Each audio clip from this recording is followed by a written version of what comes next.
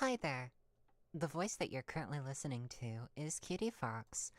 Before the stream properly begins at 2:30, I've believed that it would be a great time to thank our wonderful sponsors, our wonderful Patreons. Patreons? My wonderful patrons who have kept this channel going. A big thank you to DZib, The Gaming Flame 45, Carbon, Sane, Oceanus Kronos, Rosebound, Whizzle, Shadow Caliber 01, Jonah Porter, Ariella, Nunberg, Fish Salad, Entari Akiyama, Sarha Smith, William Hale, Valkyr Tenno, Rylanor, Wolfie Girl, Meltdown, Akira Maeda, the fan of a truly iconic Foxo, Galahad, Salgor Agaris, Marissa Kusidasame, Benifer the Potato, Genetic Zero, William Coles, CT Mackin, Songbird, Kyra, Void Dweller, Teethra 5, Islin Rose, Vibe, Morning Owlet, Branwyn, Dan Muffin Cat, Kremek, also known as Luna, Feathered Lily, Comic TF, Quinn Goodall, Tarsis, Pixaqueen, Jessica, Amy Olgers, Robot Orange, Tiny Portal, Chloe, Bera the Space Witch, Ellipses, CM Fireflies, Ghost 48, Joanna, Indigo, Kai, Sky, Danny Babeni, Banana Busboat, TGSTGA, Beatrice Violet, Rochelle B. the Parley Normal Limited, Liliana Sacrovia, Cutie Patootie, Breedable Vaporeon, Eden, Mick Shepherd, Artemis Lake, Captain Aardvark 986, Renee Collins, Zendrika, Wadman 2003, Lily Adams, Hazel, Archibald, Bluku, Alice, Kolek 92, Nova the Artist, Prophecy Fulfilled, DFA Plays, Robot Waifu, and Bloodmoth. Thank you. Thank you so very much for all of your assistance. It truly means the universe to me. We'll return at 2:30 to start the stream proper. Until then, see you soon.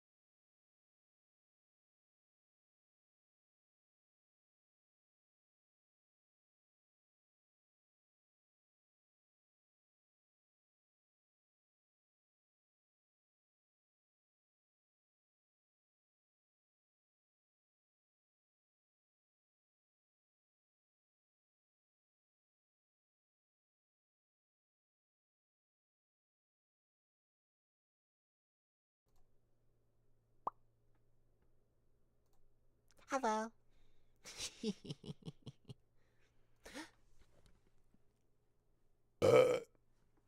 Oh dear. I am so terribly sorry. But anyways, hi, welcome. Hello, hello, hi. Oh, excuse me.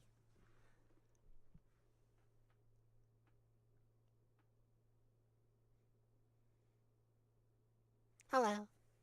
Hello, hello. Hello, hello. Also, oh, excuse me. Uh, oop, I got booped. Boop. Boops you back.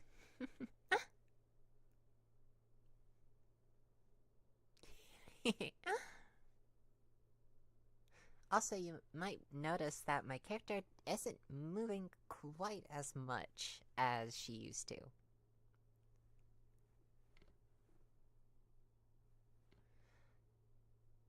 Oh, it had to refresh? Oop. Anyways, what was I saying? I was saying something about... Oh, yes! Music! Until, like, I figure out exactly what's what concerning the playlist from the Heartbound OST, I decided that until I get confirmation that I'm not supposed to anymore, like from an actual DMCA claim, I'm just deciding to go ahead and do it. Life is too short, and I need to, like, introduce at least a little bit of levity.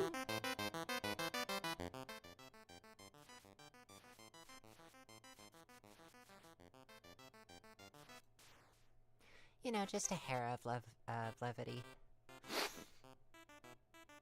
Excuse me. I am mildly headachy too, and that sucks too.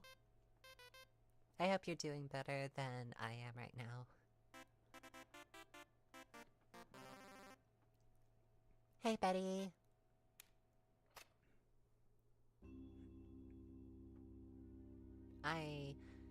Actually, before the stream has started, I decided to do a quick run to my local store and get some more coffee.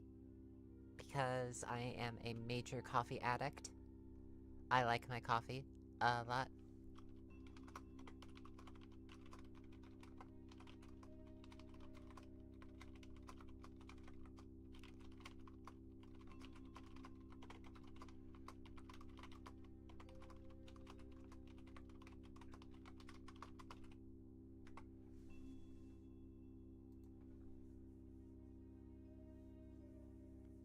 Envious of caffeine but can't drink it. Oh, I'm sorry, Valkyra. Coffee has always been a supreme weakness of mine. Oh, dang it, and I forgot to get whipped cream. Oh well. I'll get some when I'm out next time. If I can. Sniffle. Sniffle.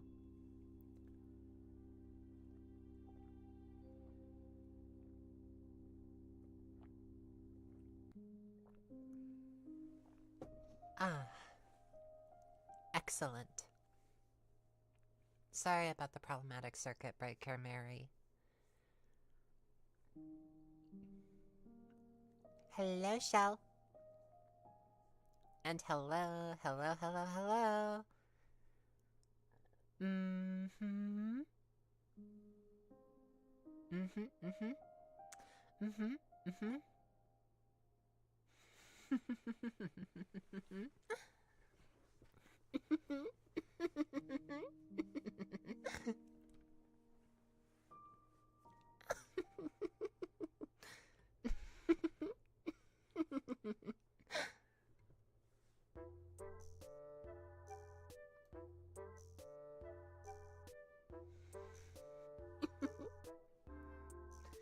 Oh, I'm sorry, Mary.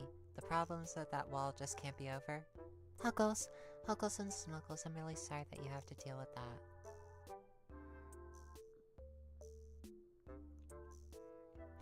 Also, is it just me, or has some of the tenor just leaked back into my voice? I don't like that!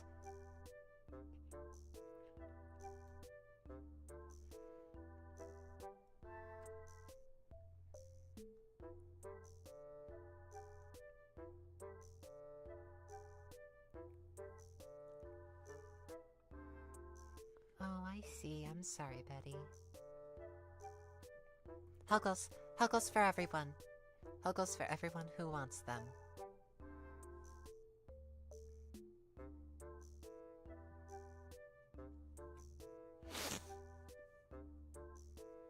Yep. I decided to reintroduce the music for a little while until I can actually compose something. I'm hoping to be able to. I'm deciding to give myself a goal for next week. I am going to be singing a song, and I'm going to try to get it all finished. Maybe not by Wednesday next week, but certainly by the end of next week. I want to try to sing a song.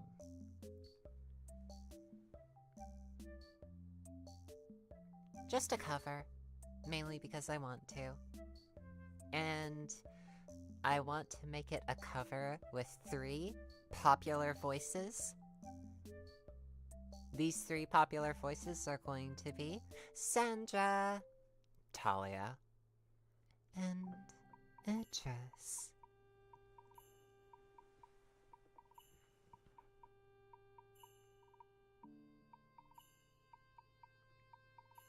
Yeah, 'cause it's been a while since we've been out, hasn't it? We miss being out to play with y'all.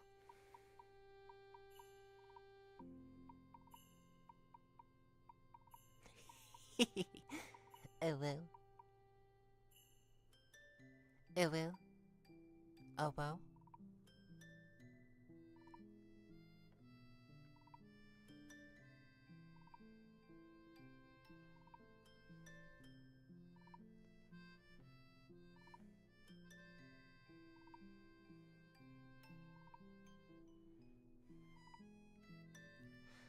Hellhound slash, the Cerberus audios.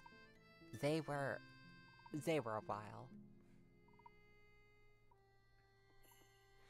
It would be cool to have a Q&A with your different characters. You know what, actually?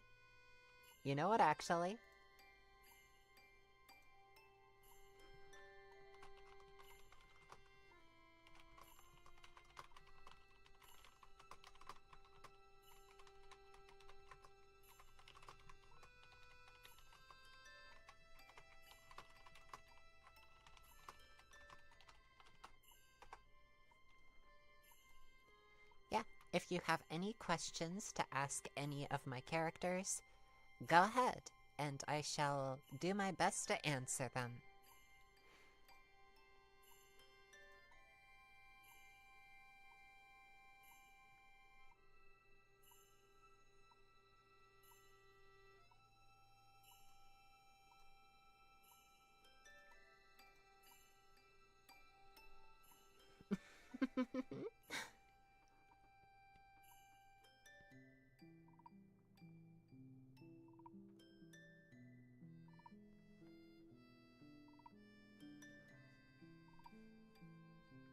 Because, yeah, I love putting on all of these different characters. I love writing videos.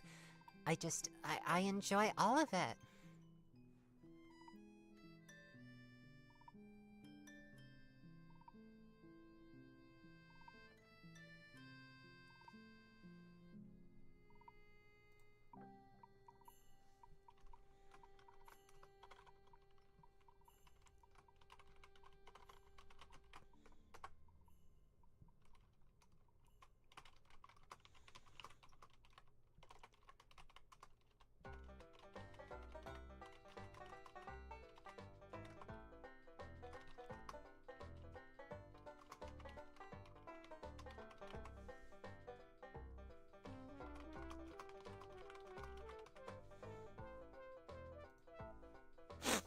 Sniffles.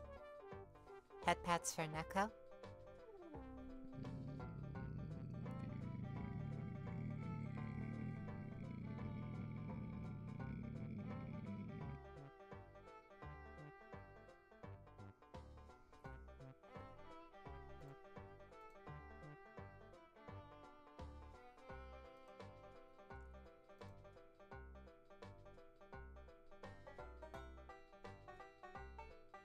Oh yeah, and also the Q&A isn't gonna be limited to the live stream as well. I think I'm going to create a post. I'm gonna ask some questions. Question time.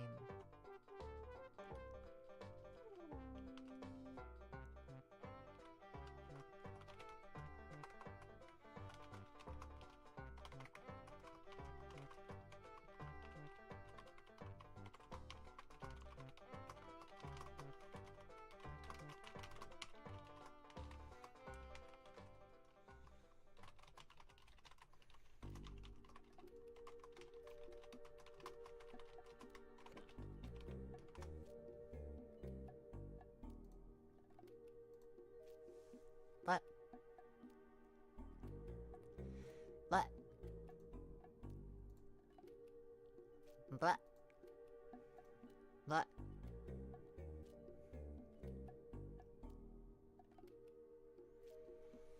Hello? Hello? Hello? Hello?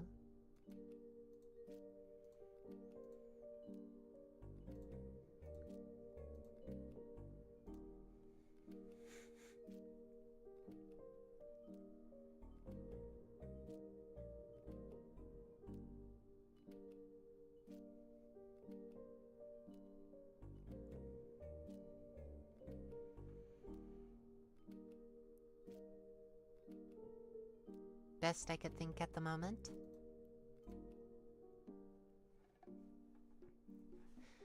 Valkyr Tenno asks, what is the symbiote gonna think about its children if they start causing problems for her and her host, interrupting her or actively hating her?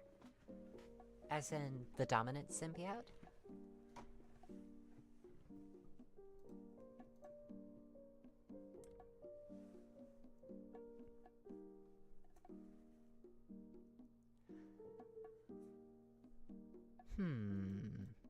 A very, very interesting question.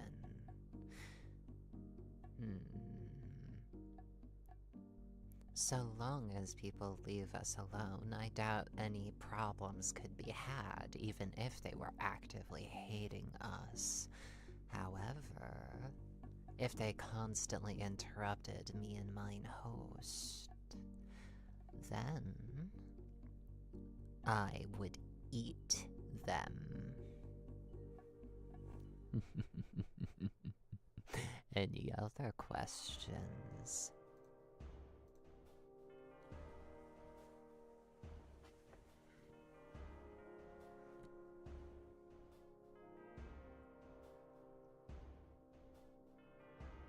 Mary says bleak.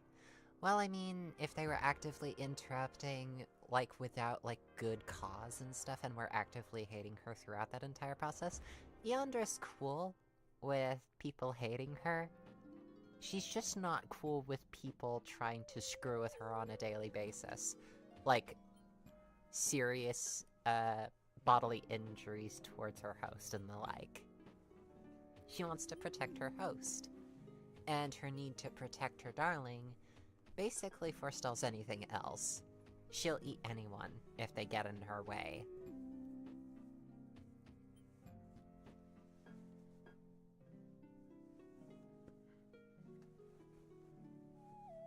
I definitely think that Yandra is one of my more toxic yanderes for that purpose.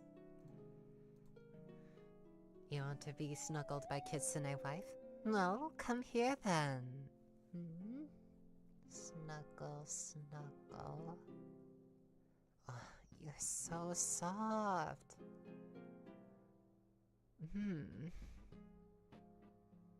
Snuggle, snuggle.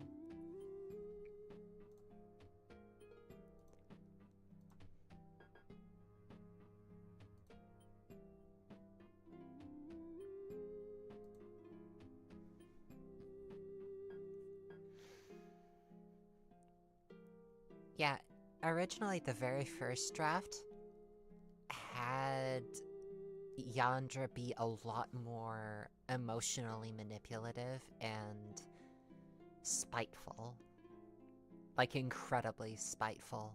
Having the listener actually beg for forgiveness. I didn't like that, and then I actively swapped it around because I thought it would be more interesting a storyline to have the listener miss her.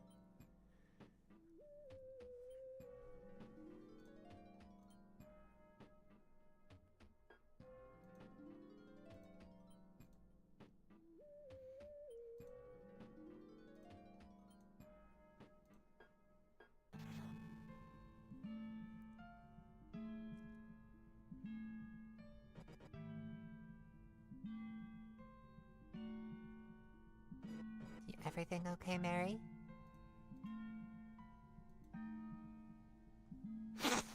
Oh gosh, sniffle.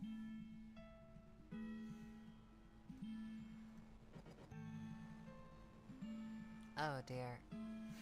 If I am recognizing that scent correctly, that's the smell of blood. That's potentially not good. Should be okay.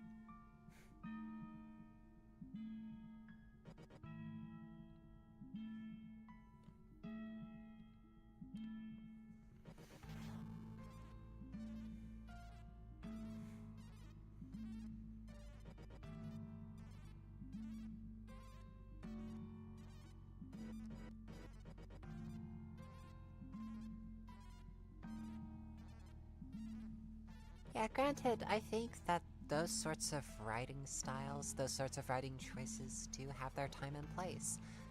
I don't believe that all of my yandere characters should be inherently misguided but good people. I genuinely believe that there should be at least a couple truly evil characters in the mix. Like, for example, the mind-controlling villainess of the series that I still need to continue writing. With a single touch, she can rob your will. She has a very warped and misguided view of affection.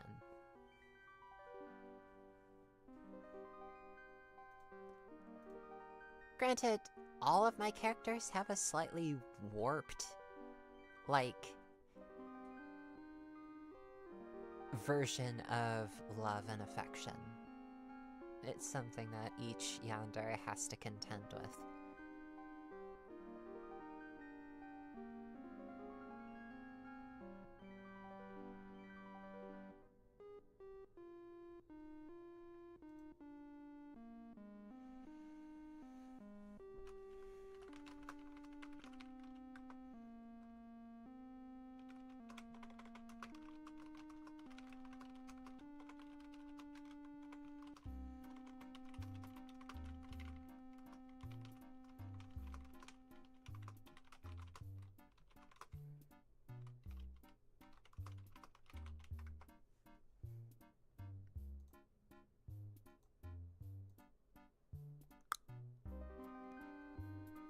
Yeah.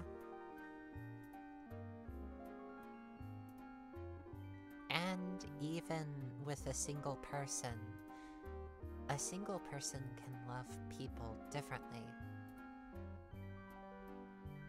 For example, the sort of platonic familial love that is between me and Akira, or the romantic between me and my partner.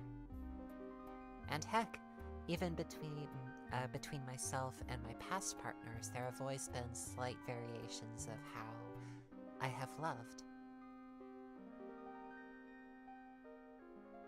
And especially in the past, when I was still living in Cali, there were many different ways that I demonstrated fear.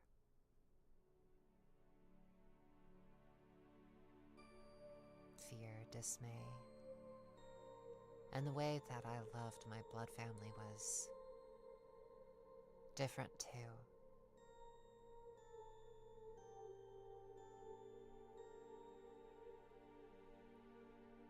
I have changed an awful lot in the 2 years that I have been away from there.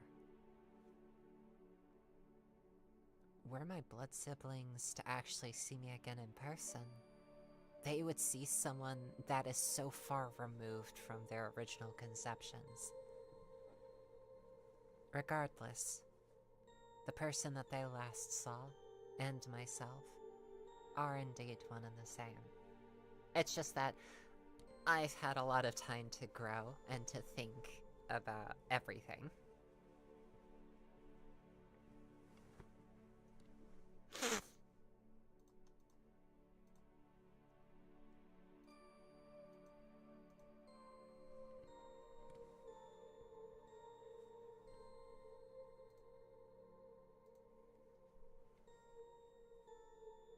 If there is one thing that we do regret,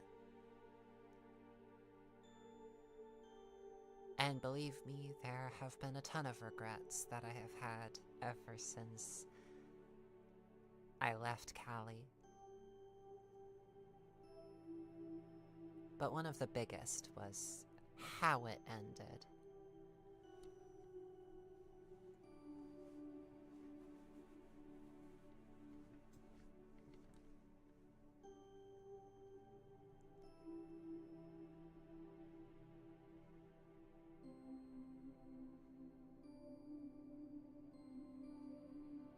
Valkyr says, slightly worried about that idea, starting to think about a lot myself and have friends that are supportive. But biological family going to be mixed, I worry. We're really, really sorry about that, Valkyr.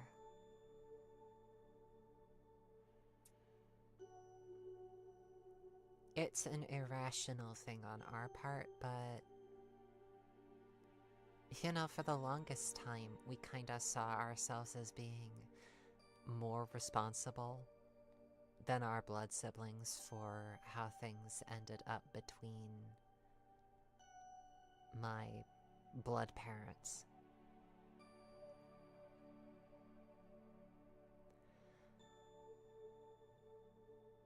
It is such a weird thing to try to consider. And for the longest time, I carried unnecessary venom towards my blood father for going off to be with his drummer girlfriend. And yeah, I was right to be pissed about that. I was right to hold a little bit of animosity and even betrayal because of that. Because it was a selfish act. It was a selfish action that my blood father took. And he owned up to it. He owned up to his mistakes, to his evil, and has actively worked to mend the bridge between us. And in that, it makes him an incredibly honorable man.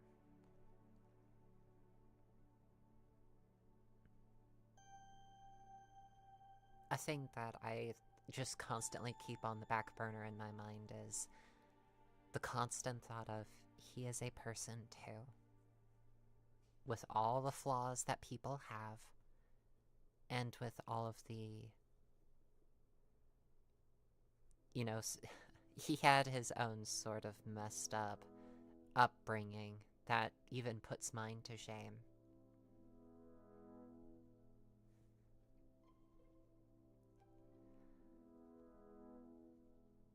So yeah, I felt complicit for a while in pushing him away.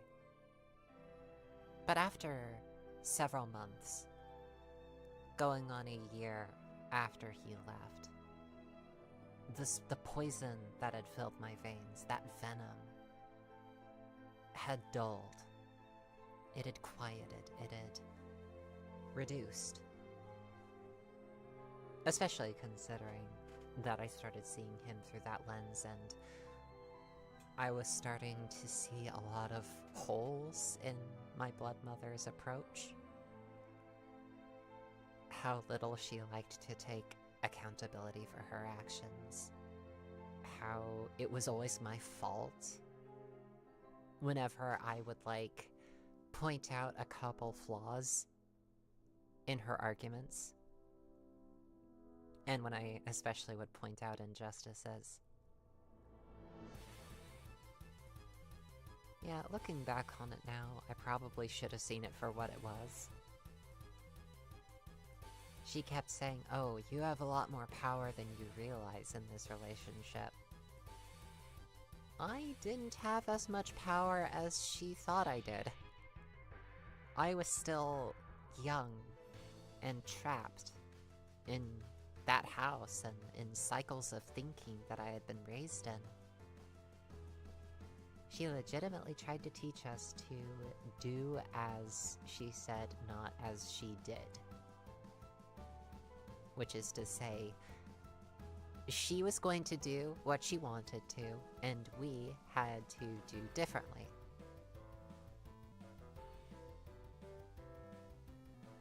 When I first heard it, it made sense.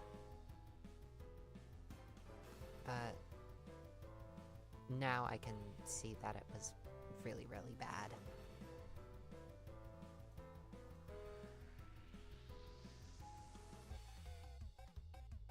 Gosh, I started going off the deep end.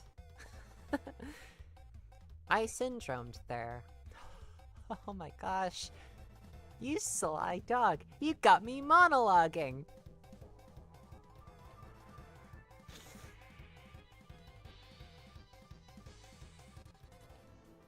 I'm sorry about that, Valkyr.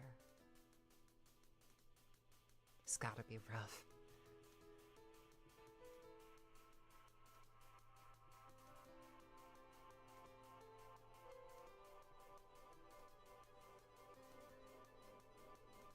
Getting back to, because brain is back on this train of thought, even though I thought that I had gotten off this train of thought months ago. I keep going down it. It is, in a way, a familiar path. One that has worn itself through the tracks of my brain for a long, long time. Since far before I started my channel proper.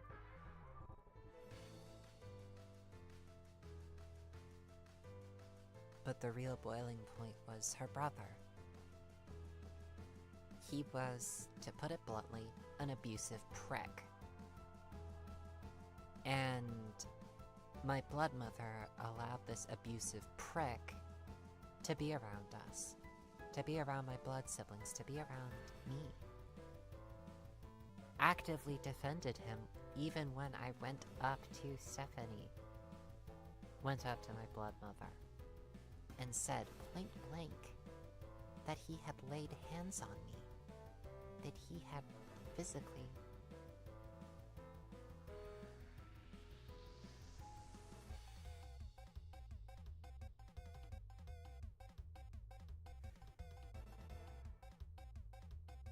and then just defended him anyways. She justified the actions. Basically just as, well, he doesn't, like... He's just frustrated, and he's blood. So what are you gonna do about it?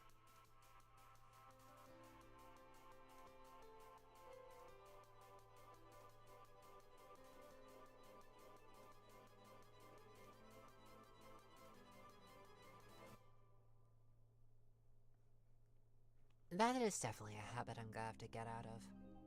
Calling my blood mother by her first name.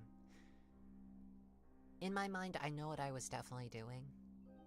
It's trying to separate her from being my blood mother in my mind. But I shouldn't be in the habit of saying that, especially when on the air.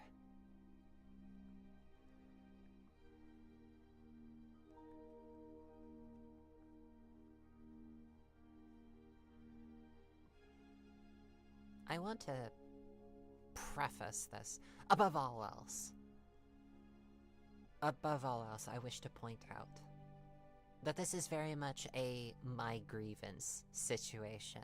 This only is my grievance. That it is me bitching in the courtyard.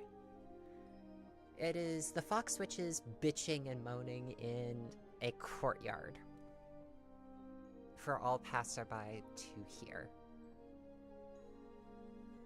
The mad ramblings of a witch.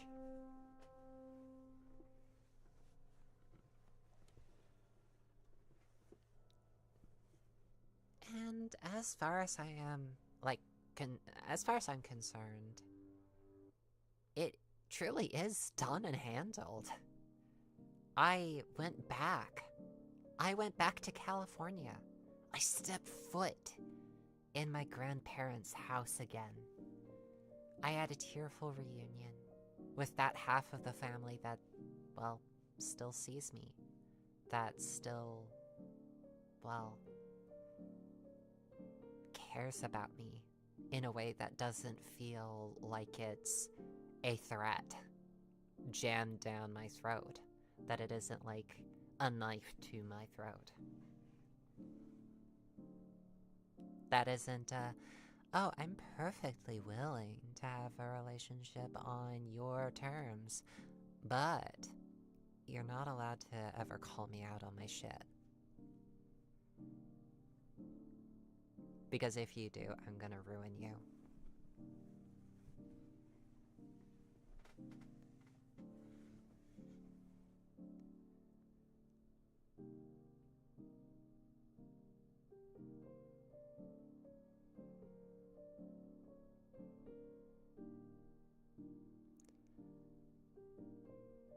I have my closure. At least, I hope I have my closure. It bothers me that I still feel this need to talk about it. Do you ever get that way? Do you ever just have this thing that bothers you that you need to talk about to anyone who might listen? It just... Thinking about it like this, I've been thinking about this a lot. I've been on this train of thought for years. And only recently do I have all of the pieces put together into the satisfying jigsaw puzzle, and it feels like it's so tired. It feels like a tired subject that I have been constantly wearing out by all of my kerfuffle, by all of my complaining.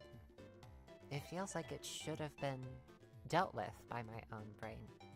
I had my tears. I had my meltdown.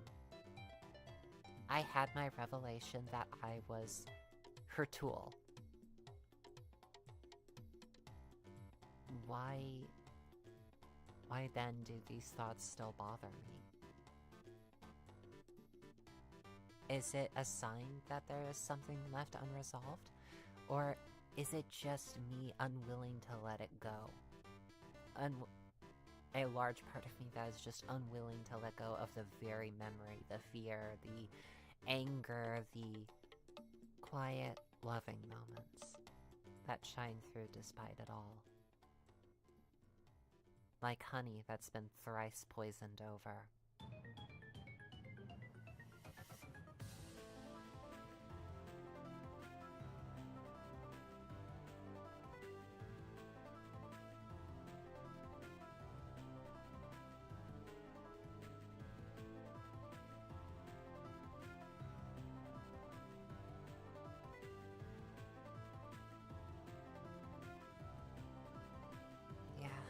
It really isn't that simple. Were it simple.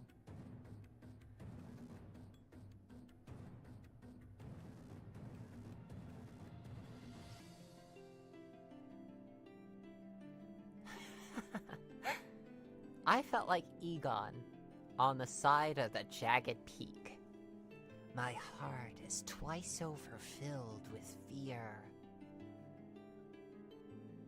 That was what it was like being, seated at that table across from my blood mother. That was what it felt like.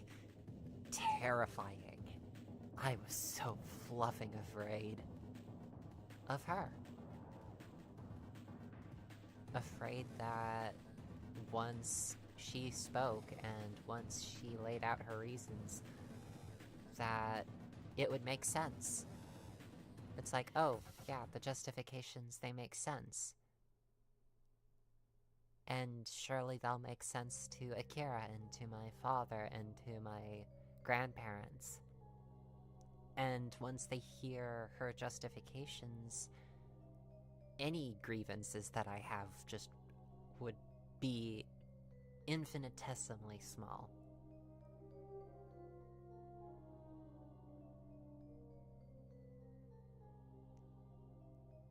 I hate saying that I was reduced to that level of insecurity. I felt so vulnerable. Like a very child again.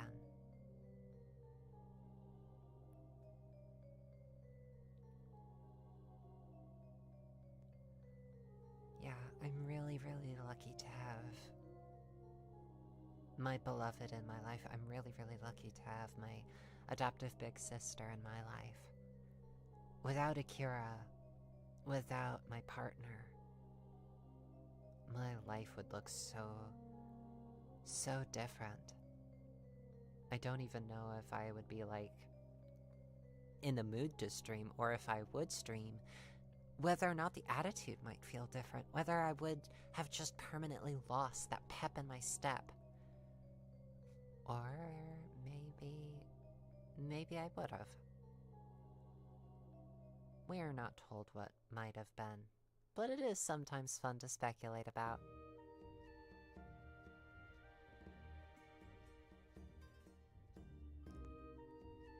Huggles! Huggles for those who want them.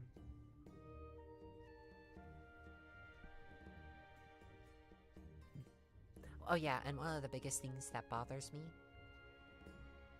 my grievances were serious. The shit that I had gone through, bad. It was bad. No one should be born as someone else's cheerleader or tool or their unfinished ADHD project that they had just left on the shelf. No one deserves to feel like that. And my case is very mild. My case is very mild, especially in comparison to those who have had some serious issues, especially. While I faced corporal punishment, there are people out there that have faced corporal punishment 10 times worse. And that is what bothers me. That is what bothers me.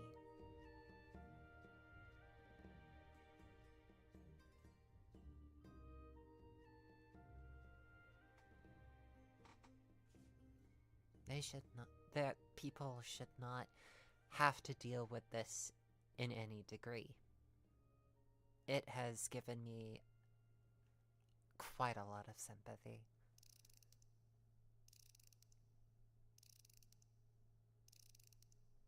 I may not, have an entire full grasp of every single issue on the planet. I hope to learn as much as I can. And I hope to keep embers of hope alight for those who may want them.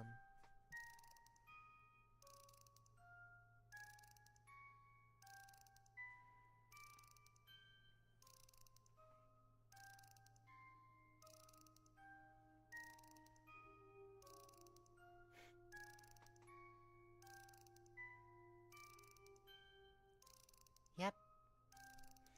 We'll remind you, Mary. As many times as you need.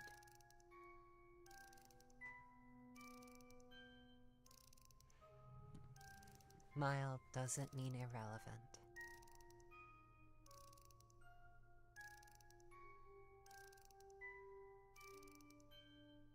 The pain that you feel, it's valid. The shit that you've gone through it really is bullshit. And you're allowed to be mad about it. You're allowed to have breakdowns about it. You're allowed to cry about it. That was one of the things that I felt really, really guilty about. Was the fact that I felt so...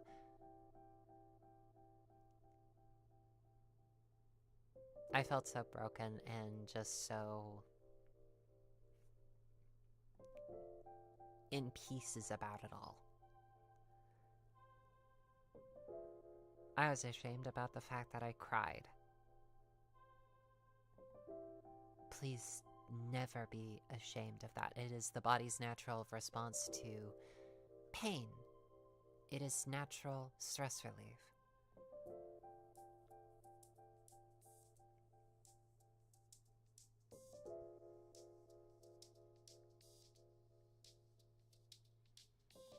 It truly is.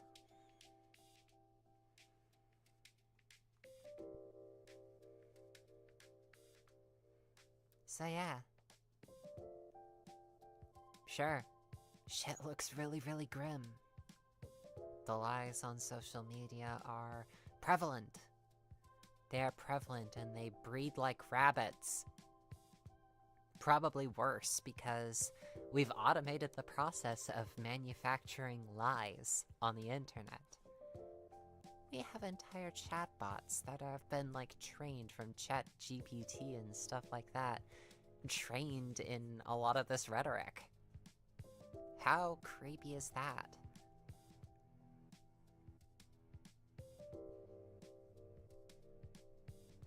There are bots out there that exist to lie to you, and I won't claim to have the truth here. As R.N. Ra once put it, truth may be pursued, but never possessed. So doubt those who claim to have the truth.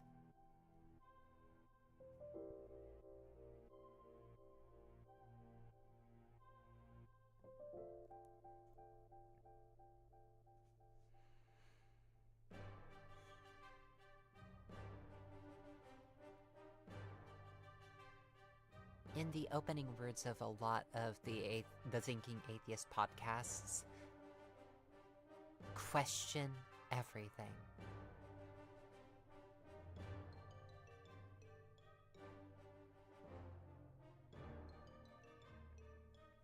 It is an interesting quote.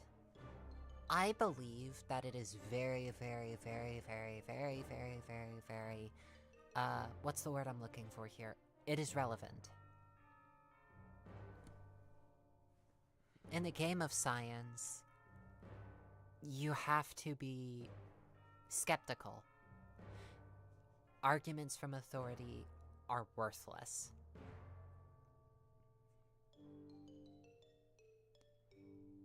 I believe that was Carl Sagan who said that.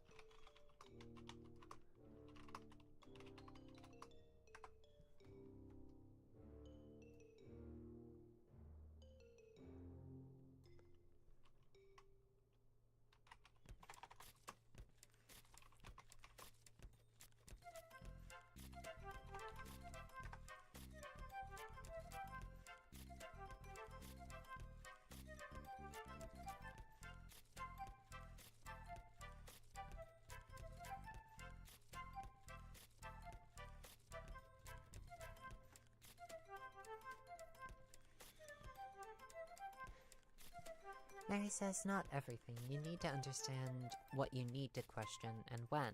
Otherwise, you look foolish. I agree with a great many parts of this premise. If we exist in a room, and we agree that we exist in a room, then we can work together to find out more aspects of the room that we're in. That is how science works. We're people in a room, and we are examining the chairs. We are looking for the light fixtures with blind, creeping hands, asking our game of 20 questions, or 120 questions, as it sometimes feels like. And with each breakthrough, with each thing that we understand, that we have, reached an understanding of, tiny facts that we bring together to put together this picture of this room that we're in.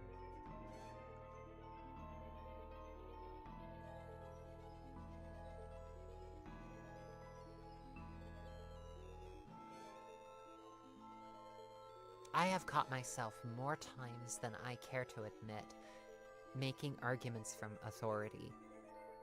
That is perhaps my biggest shame. It should be my biggest shame.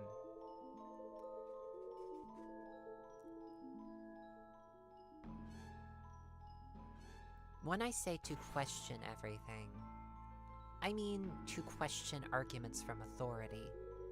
I mean to don't accept anything on faith. Because it very well could be that we're wrong.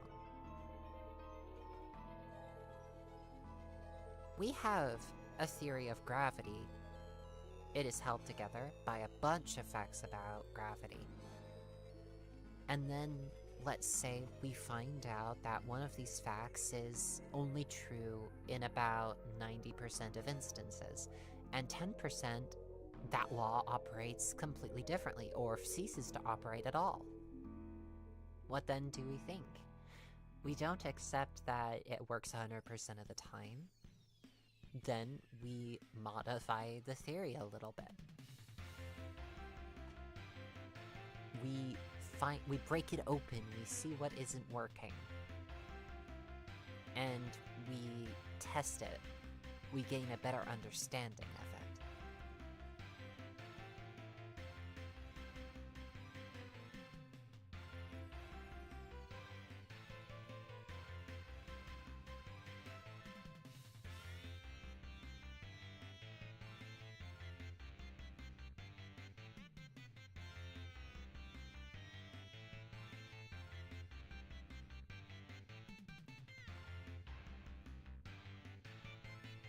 Yep, yep.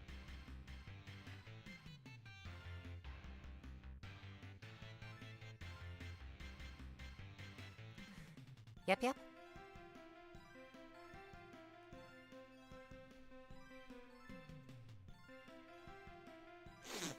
Oh, excuse me.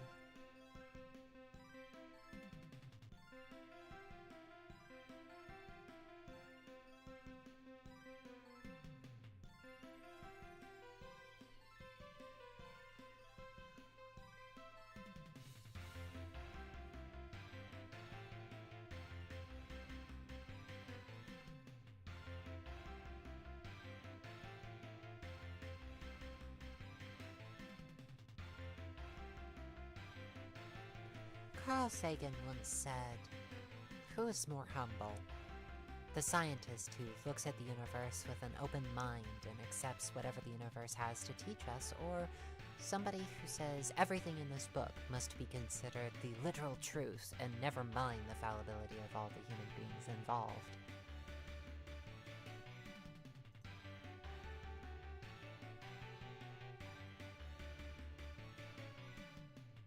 I think that is a very potent...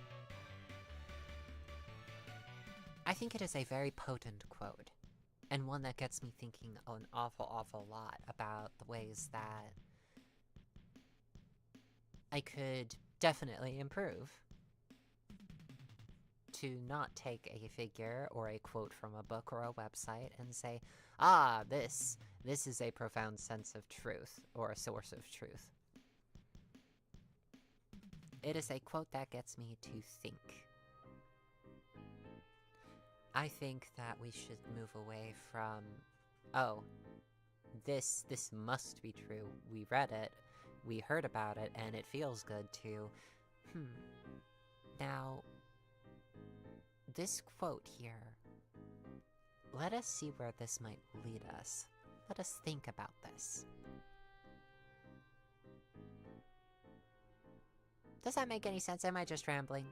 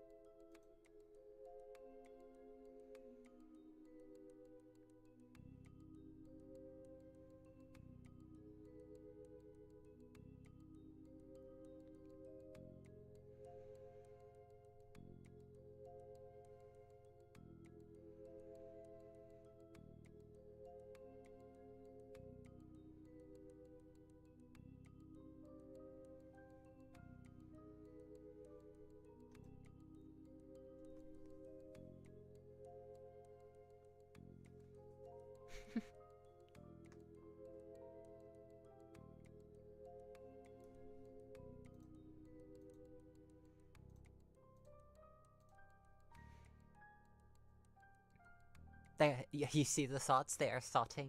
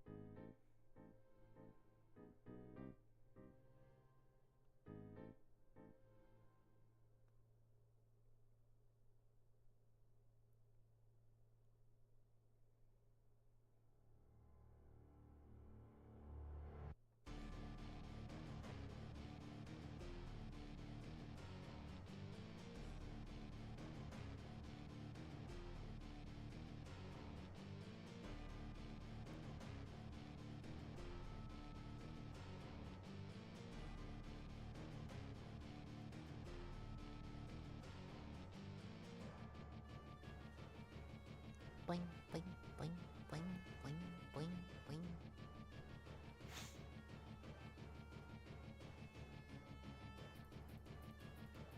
Have you ever heard the pale blue dot?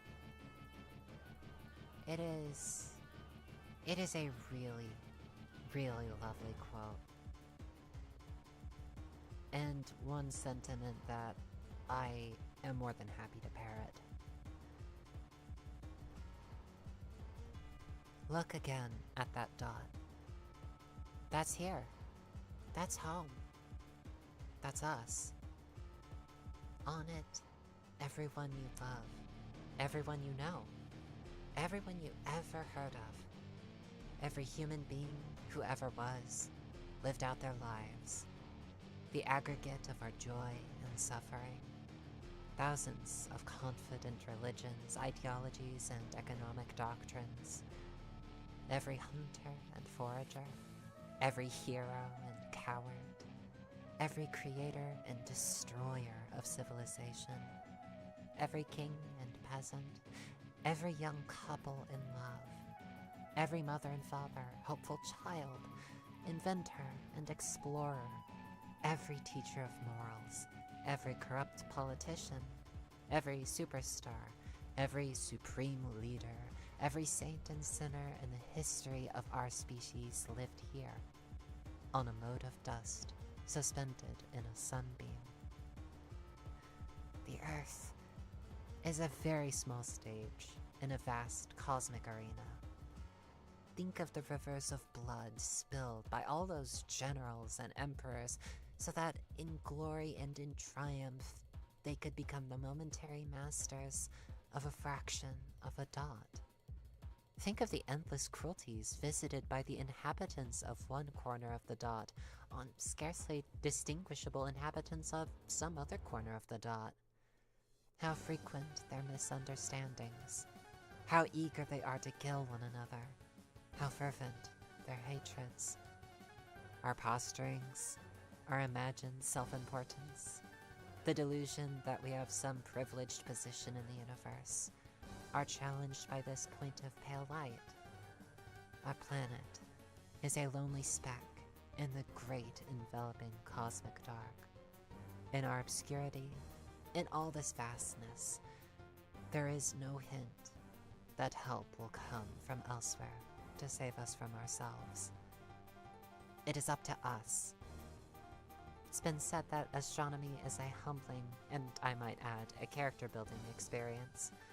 To my mind, there is perhaps no better demonstration of the folly of human conceits than this image, this distant image of our tiny world. To me, it underscores our responsibility to deal more kindly and compassionately with one another, and to preserve and cherish that pale blue dot, the only home we've ever known. Carl Sagan.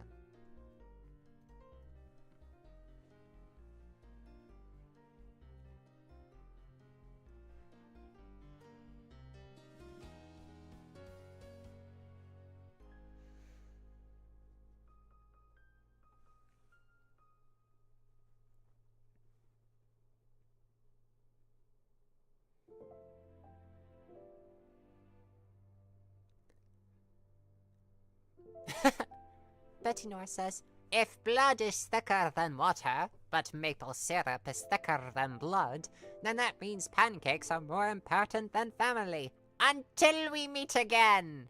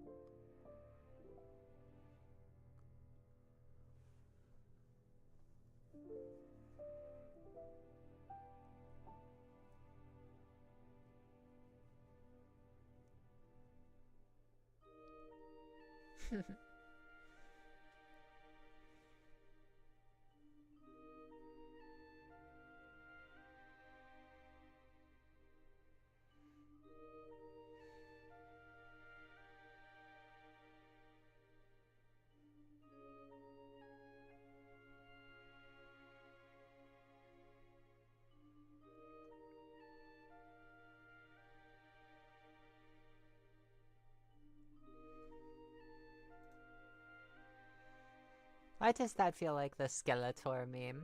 Mainly because I believe it is.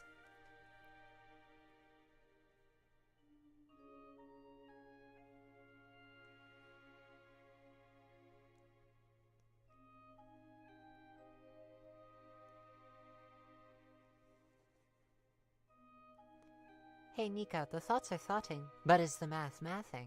Good question.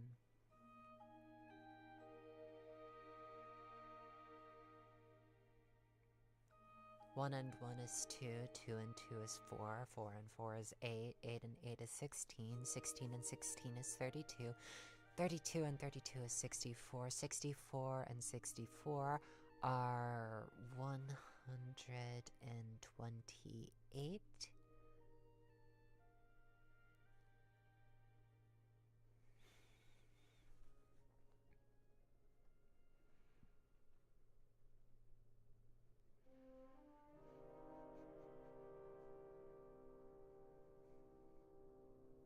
If our actions are etched into the history of this one time period and exist nowhere else in the grand scheme of things, it is a small and vanishing thing, what our actions, what our words do. And yet, it is precisely for how vanishing it is that we should strive for the truth. In a world of lies, where the truth, again, is a vanishingly small thing, to hold to that truth, no matter how hard it might be, the valiant effort to uphold the values that one holds. That, I believe, is what makes us the greatest of heroes.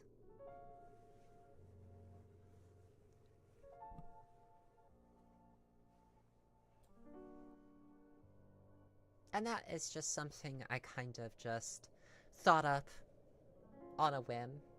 That quote that I just did.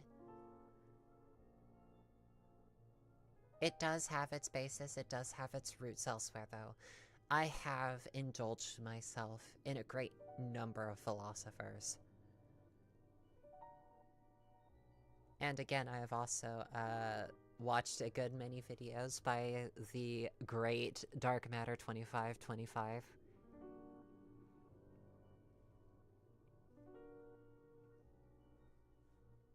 Mary, you say that you are no hero and that you're just doing your best. But doing your best, especially in these trying times, makes you a hero, in my book.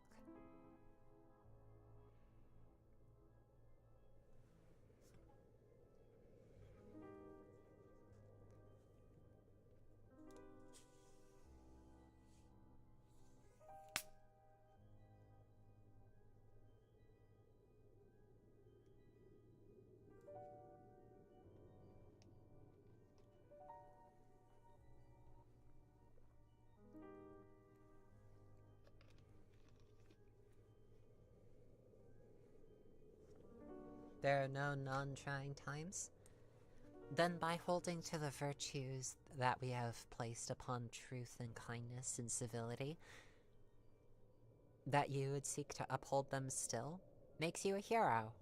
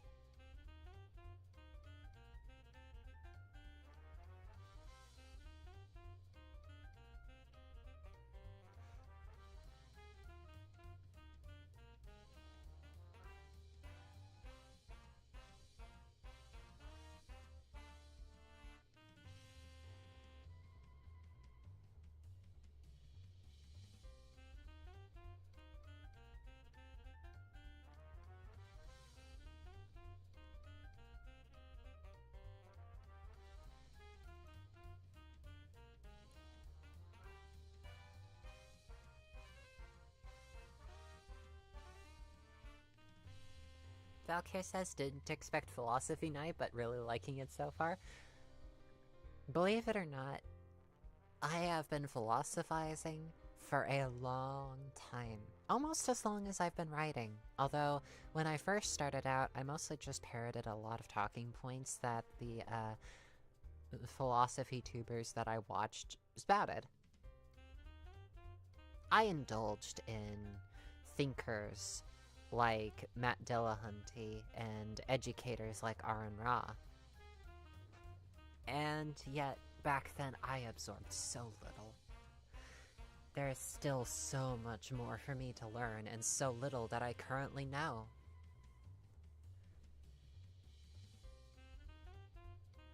In Aaron Ra's, and actually mine too, favorite quote from Charles Darwin, ignorance frequently begets confidence, then does knowledge. It is those who know little, not those who know much, which so positively assert that this or that problem will never be solved by science.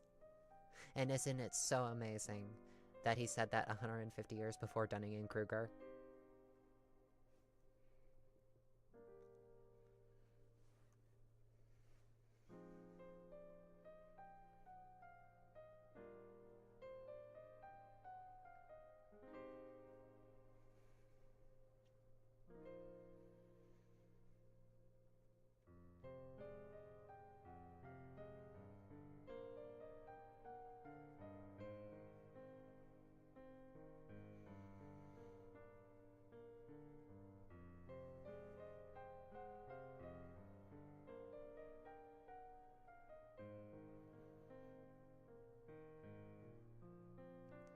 He who increases knowledge increases sorrow. I don't remember what book from the Bible that comes from, but I assume that it does.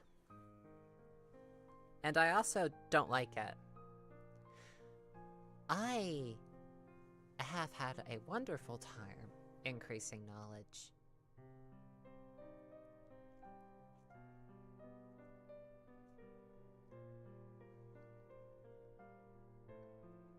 Yeah, labels are oftentimes harmful.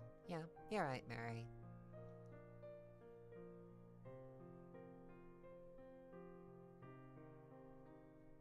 Even these days, I oftentimes do label things in my own mind, like coffee creamer, coffee, microphones, dice, D20s and D10s and D4s, water.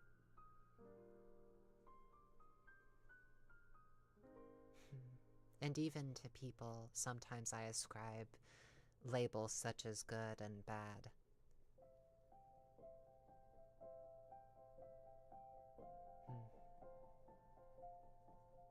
Is it for me to judge whether an action is good or bad? On what basis am I given this desire to put such a label on any individual action? I think it is enough that a good action is one that minimizes harm and suffering and decreases... a good action is one that either decreases harm caused to others or increases happiness, or does both.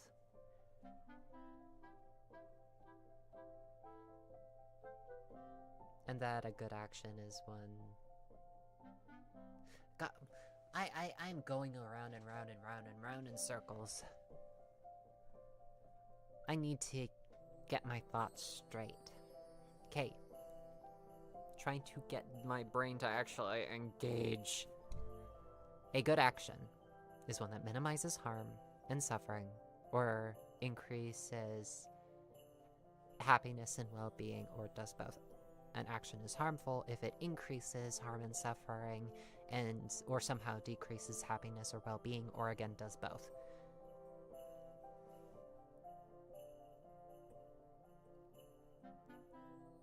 You and I agree that there are people on this planet, and as the universal things we experience, these things: pain, suffering, harm, disease, death. And we should do our best to minimize these, to increase the common good amongst us. That, I believe, is a good common basis for morality. And it is a secular base for morality, too.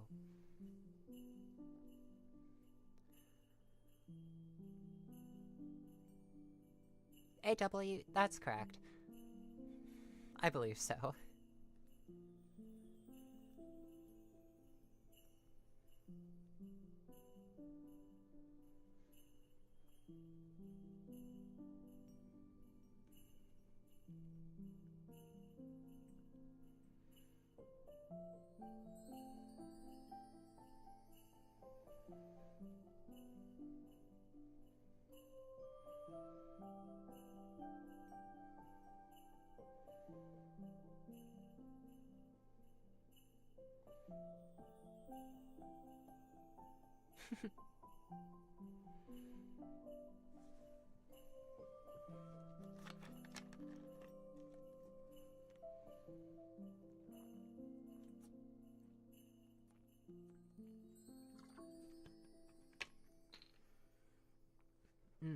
Water.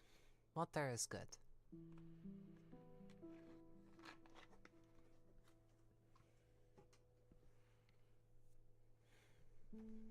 Have you been drinking water? Valkyr's right, remember to hydrate. Hydrating is better than dehydrating.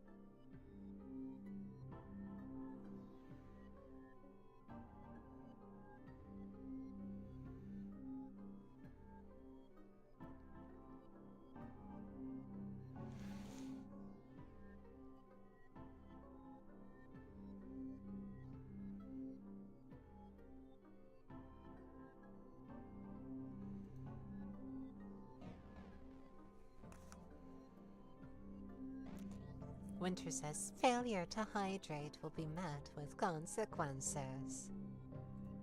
That actually kind of reads as my Ifini without, like...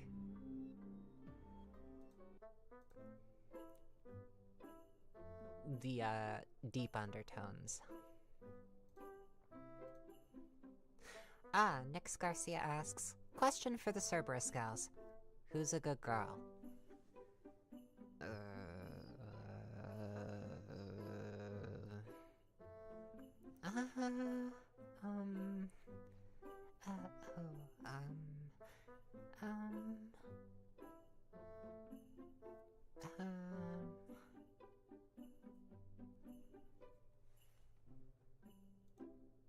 I think you might have confused them.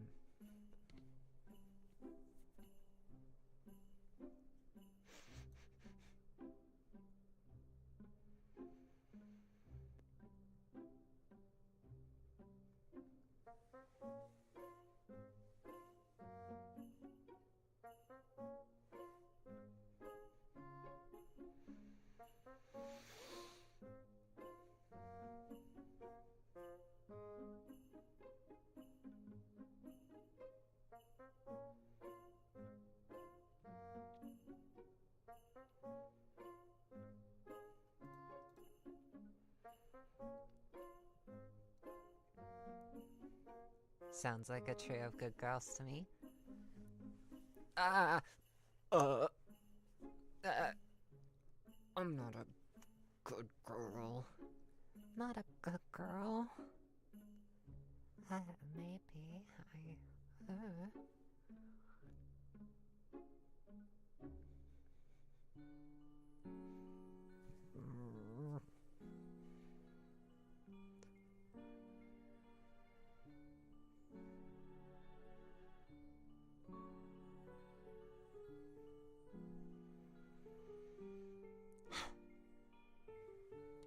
It really has been ages since I've done the Cerberus quotes.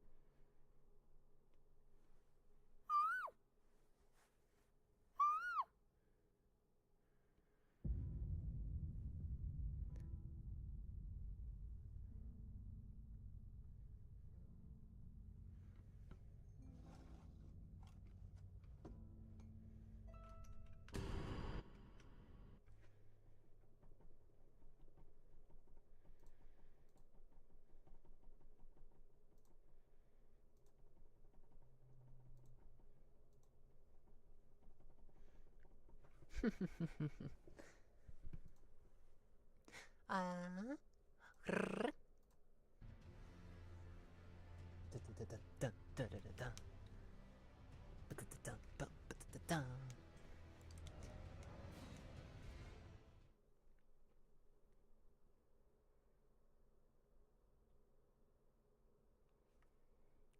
I cannot wait.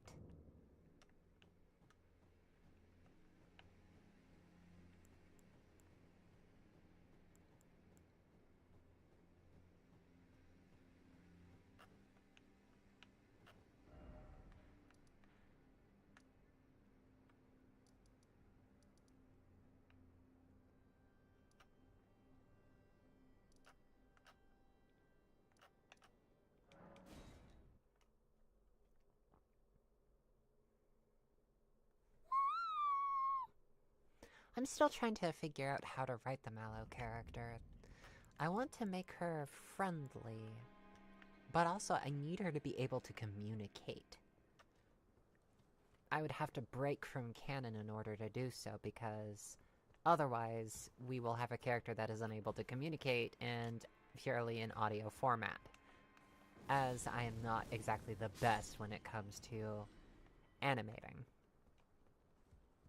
I mean, I do good for visualizers, but beyond that, I am woefully more incompetent than I need to be.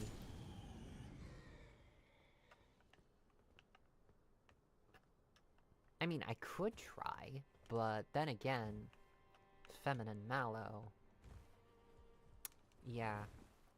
Then it might just become a Patreon-only video. But then again, I don't want to do that either.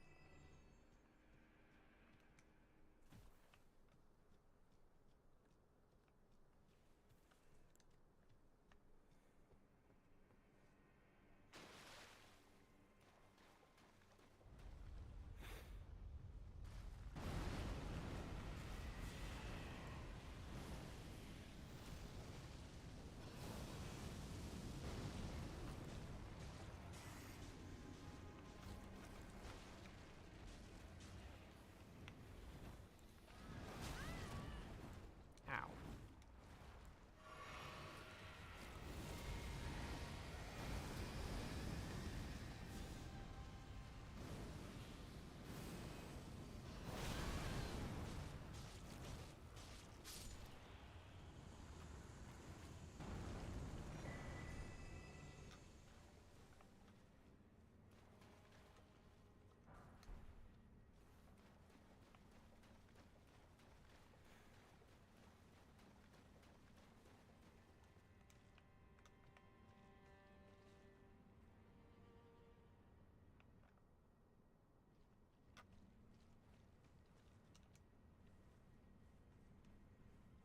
Yeah, this part of the castle has always been, like, weird to me.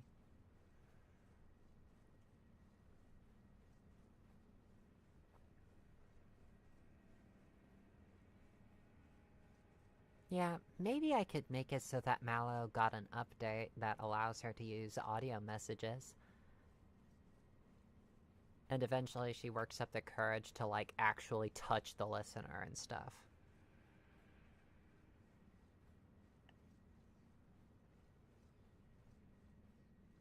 You know, like, maybe just fleeting touches here and there, like a hand on the shoulder comforting her. Or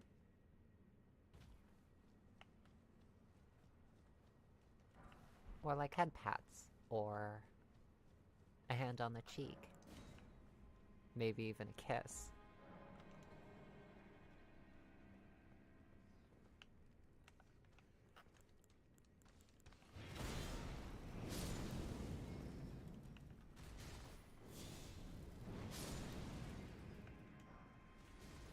It's like, I have a problem with that direction. Alrighty then, removing that direction.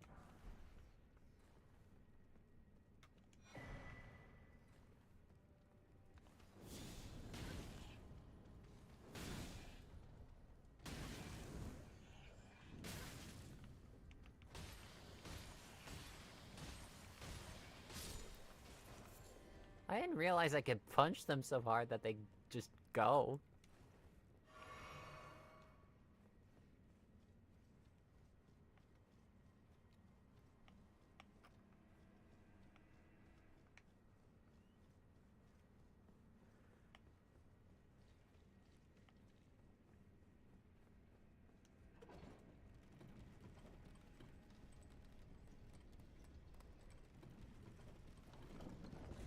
Ooh.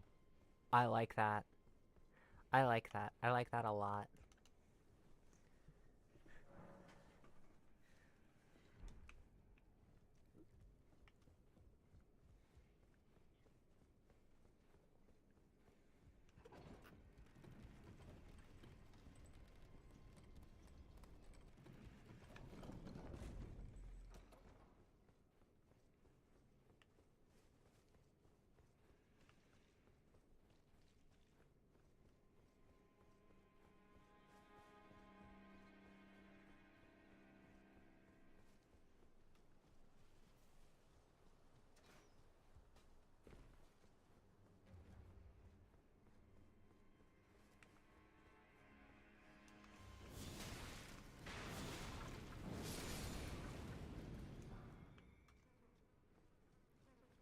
Yeah. That was definitely a version of confirming, removing that direction.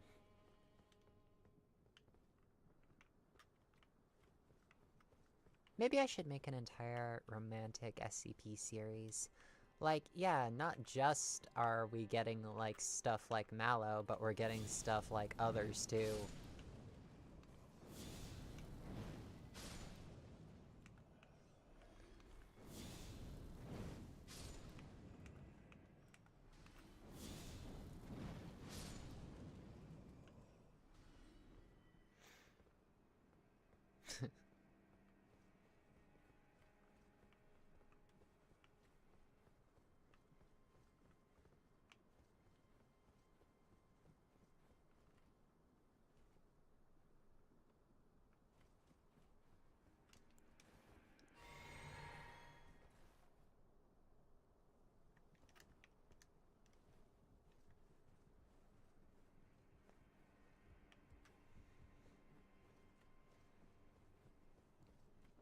What do you think of that idea that I've got, though? Making an entire, like, I won't say harem.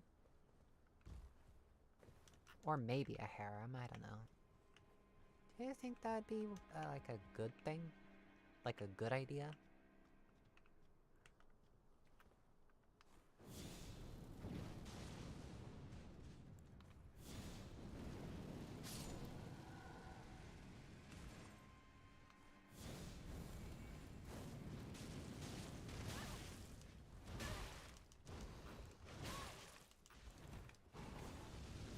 Dude, you've got access to flame incantations too? Dude! Twins, man!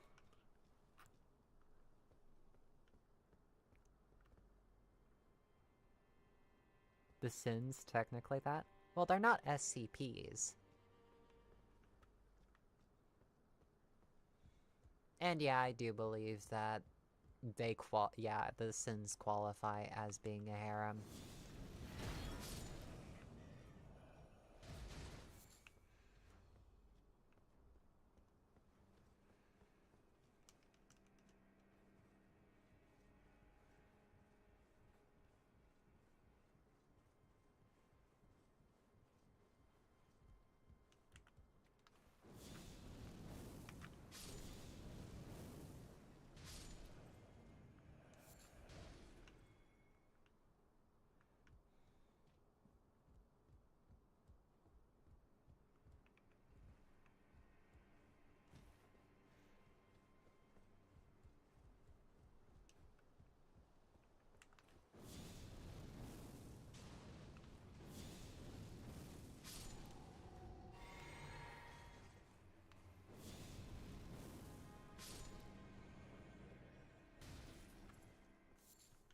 I cast Fireball.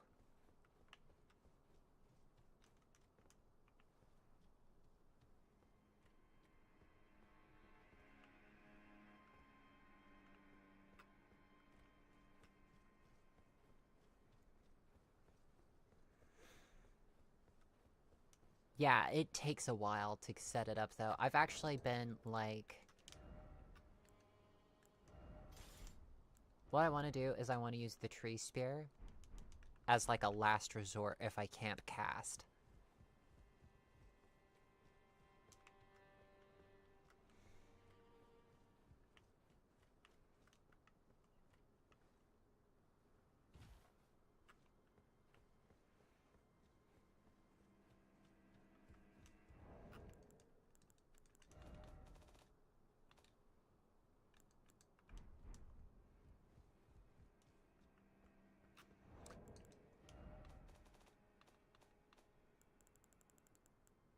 Yeah, crossbows wouldn't count.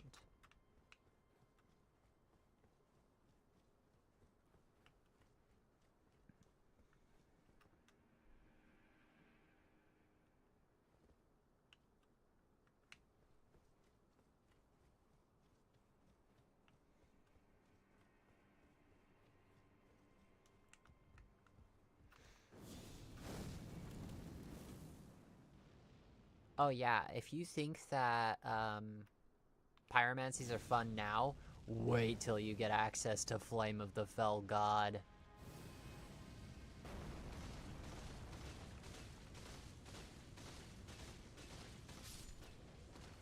I didn't even need to hit him full on for it to kill him.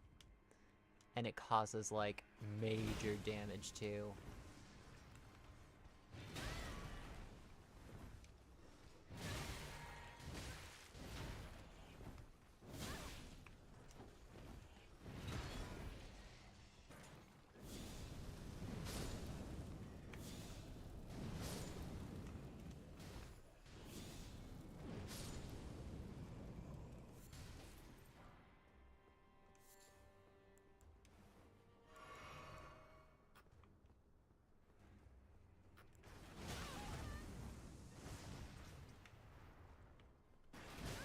Ow.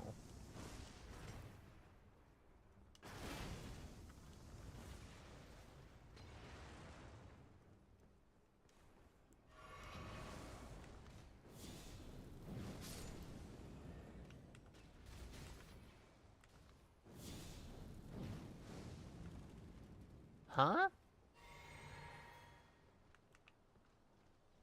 I won't look a gift goldfish in the mouth.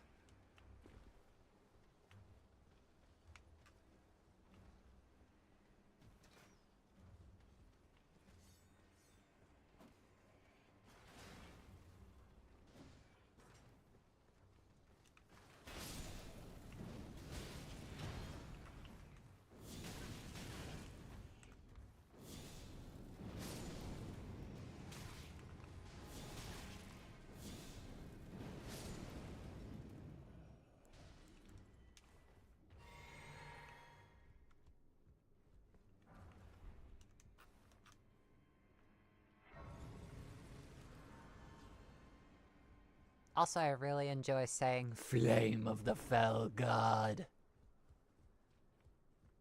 I get supreme amount of joy from that, the method of which I say that.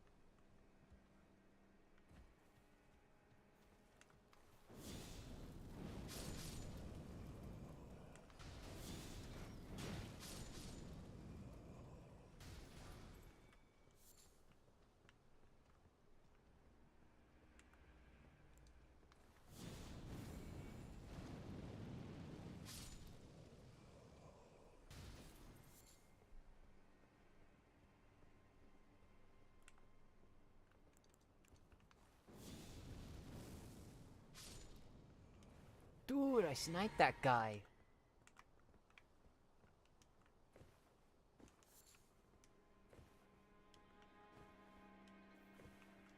I feel like a rogue perfumer that decided, you know what? I see these pyromancers having fun. Why can't I? And decided to be a pyromancer.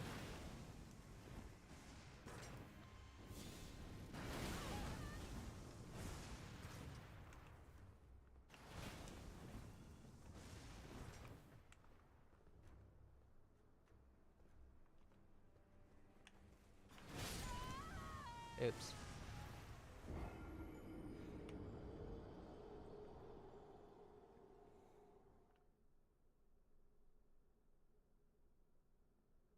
One bad day and I'm gonna burn the Golden Order.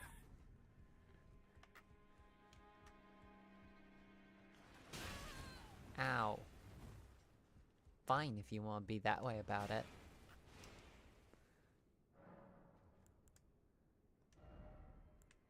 Swap this out for Giant's Flame Take Thee. How much FP does that cost, actually? 30. How much FP do I have? Oh, so it's I basically have 3 casts of this.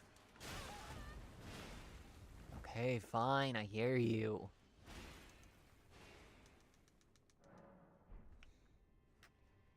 Woke up deciding I'm gonna burn the Erd Tree.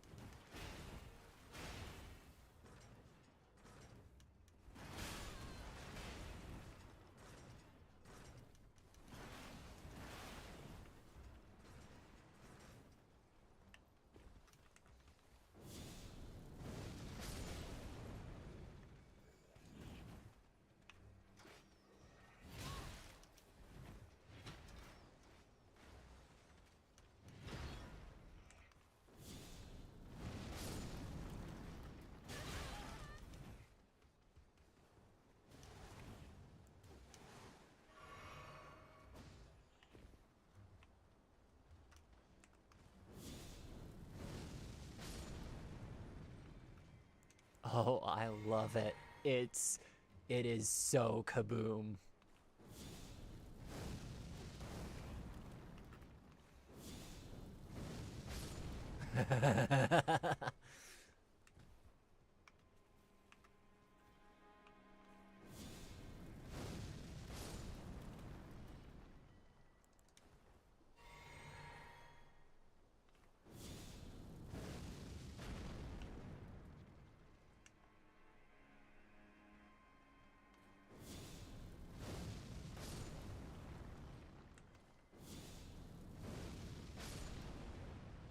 This is so fluffing fun. It's more fun than it has any right to be.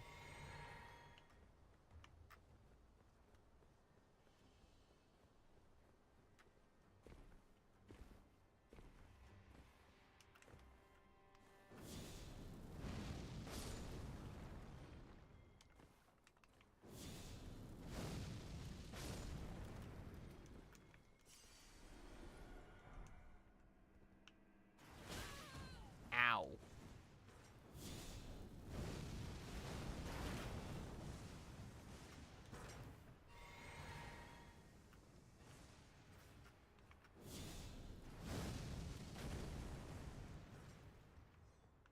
Haha, no more.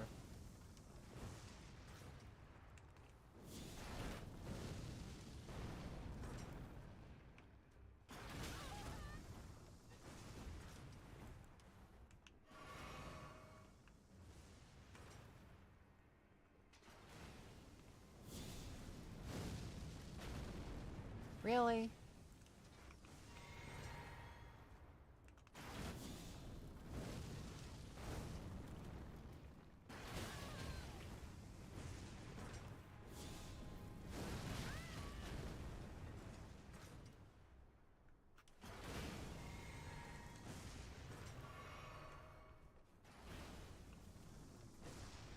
Yeah, something needs to change.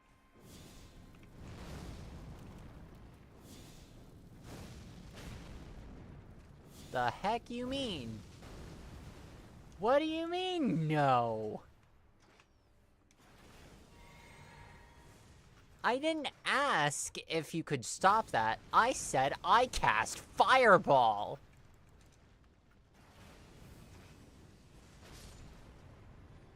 See? Was that so hard?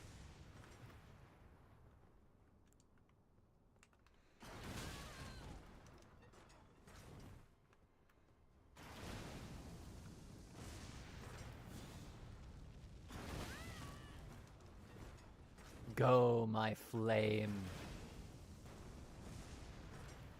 Okay, that is not working.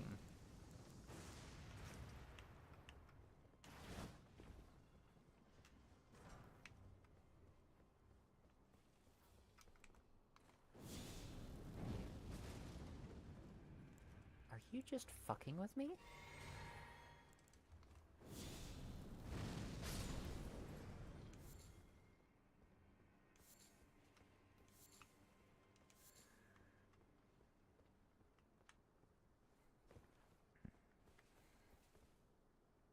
Winter says, I didn't ask how big the room is. I said I cast Fireball.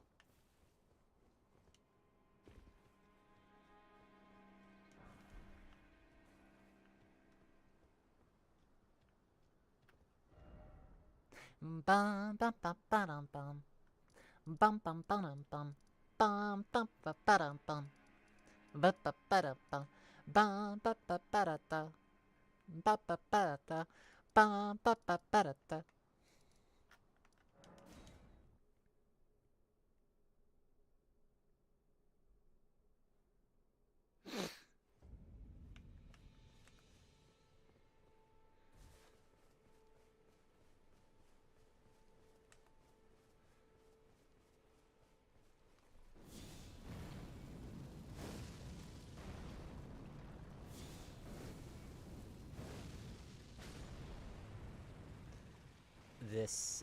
This feels so dangerous.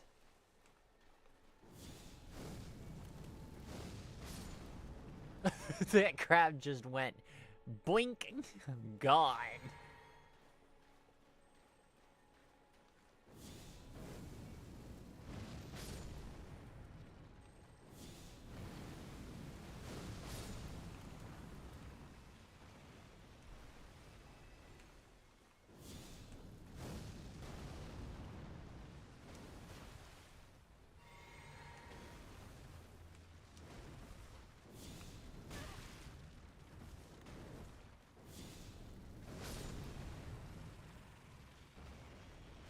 And that's without any setup, too.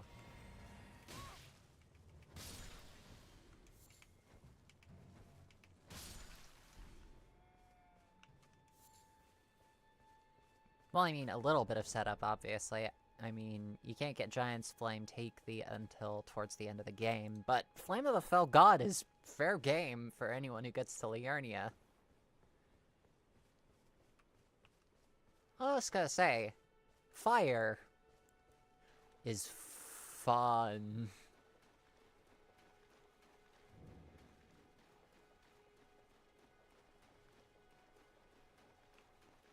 It's like, ooh, pretty flames.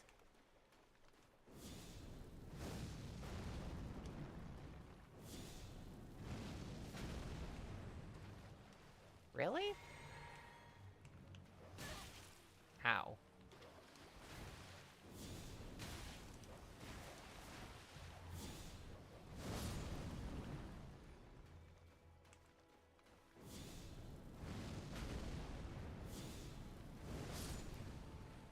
That is a heck of an area of effect.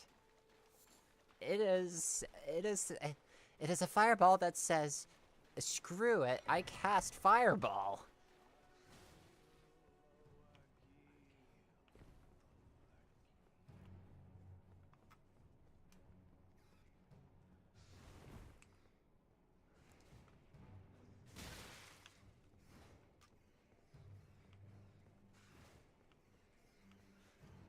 I gather you all here today so that I may tell you to bear witness to the flame.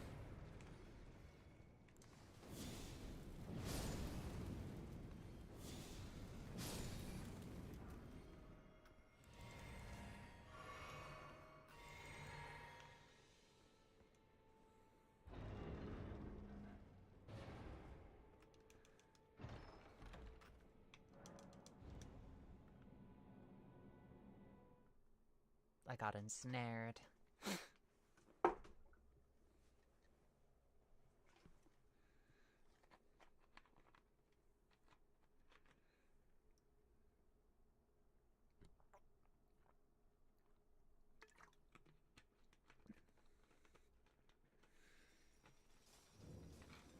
Oh, I'm back here.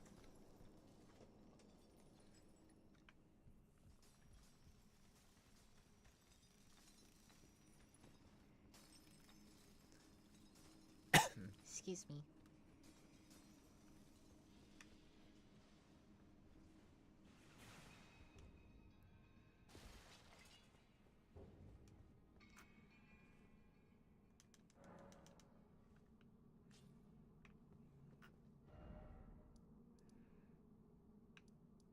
I was going here to kill a keel. I want to see what a high-level pyromancy build...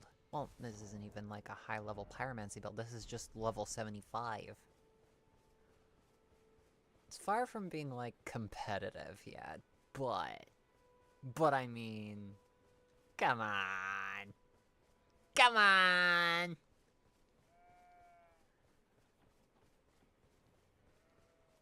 The fire's kind of...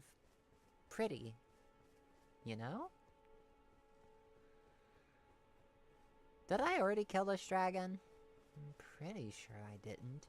I would have remembered killing this dragon in this playthrough.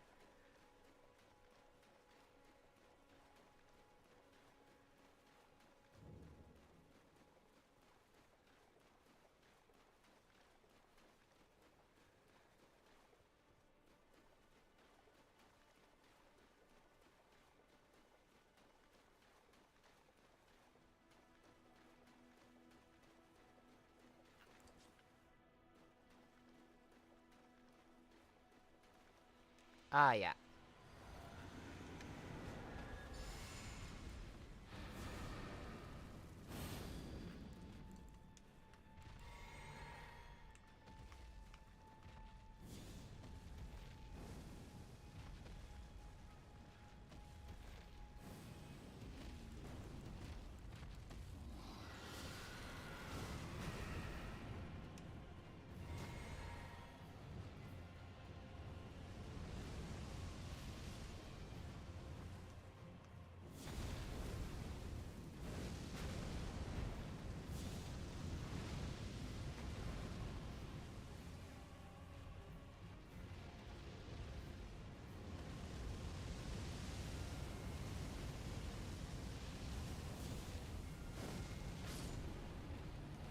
I just three-shot a dragon.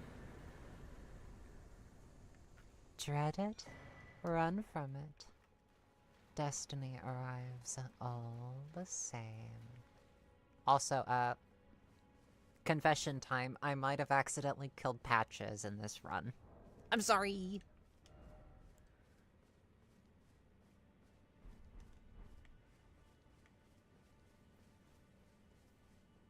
I didn't mean to kill Patches in this run, it was just... I didn't say how room the big was, I cast Fireball! And the fire damage got him.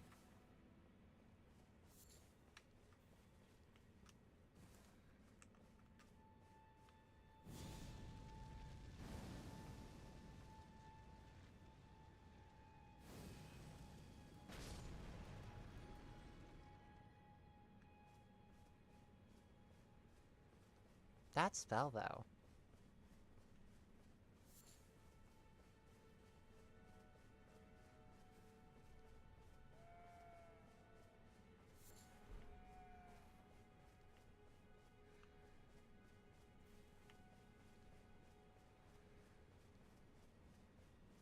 Just wait till I get to Melania.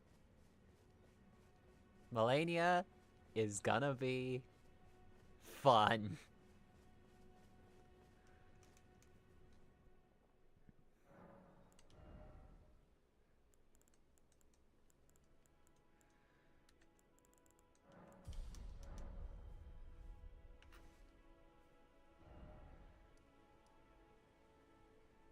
I think I think I'm gonna be dealing with a bunch of the bosses that are here.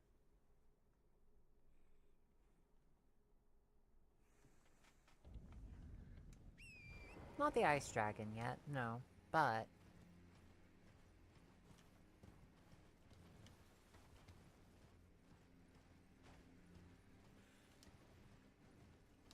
oh yeah, and I still have to go into Shifra.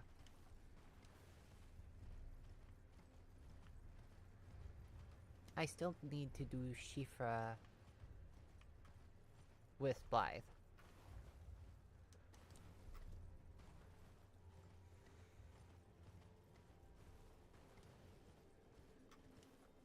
Question. Steal the spice trade. That isn't a question. Actually, can I cast this at a distance with this boss right here?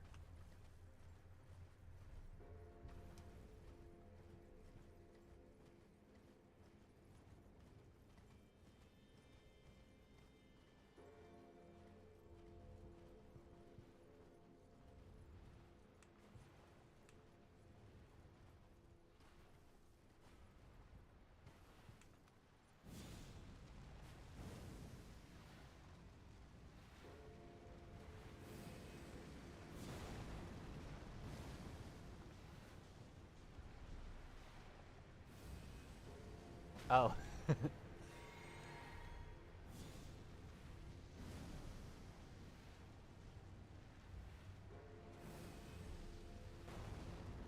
So, not close enough.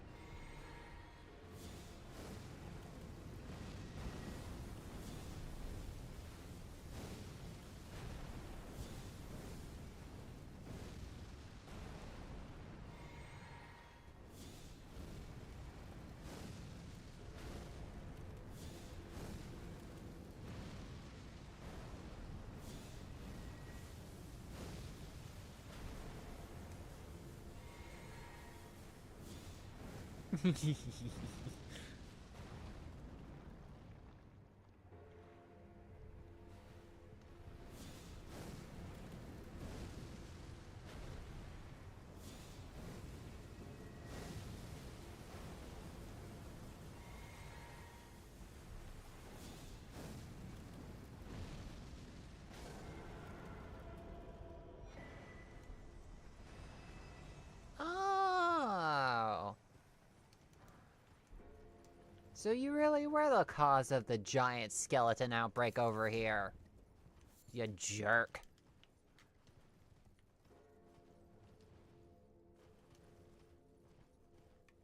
He's a great big jerk, that's what he is.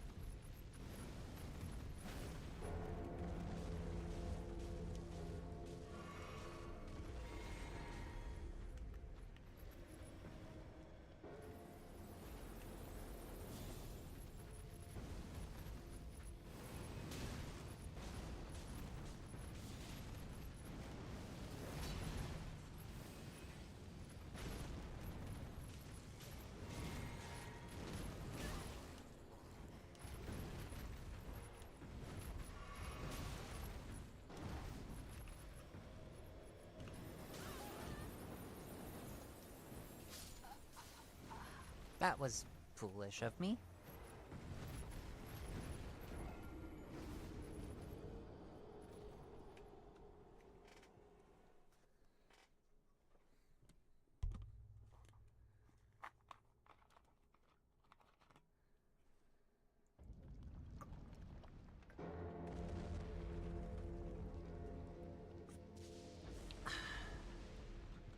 Water. 33.8 fluid ounces. 1 liter.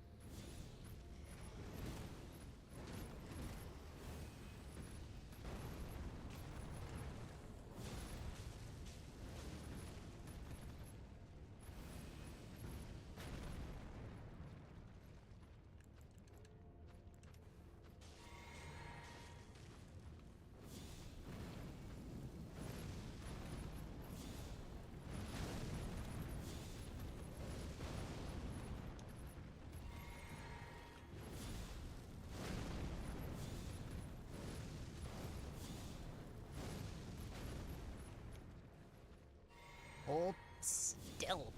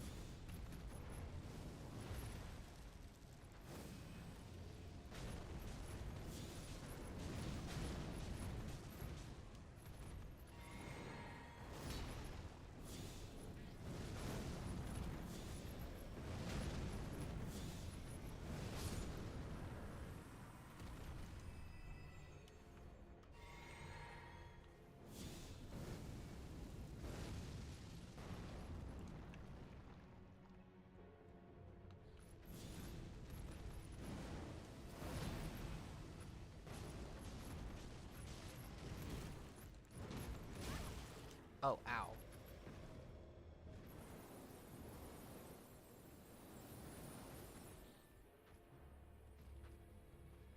I don't think he's supposed to be able to get up here. Someone tells me. Someone tells me that's not a thing that should happen. Okay, with these spells, though, I gotta be real conservative now. Come on, come on, come on! Yeah!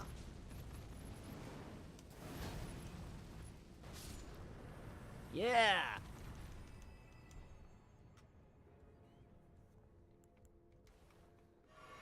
Oh, the fire!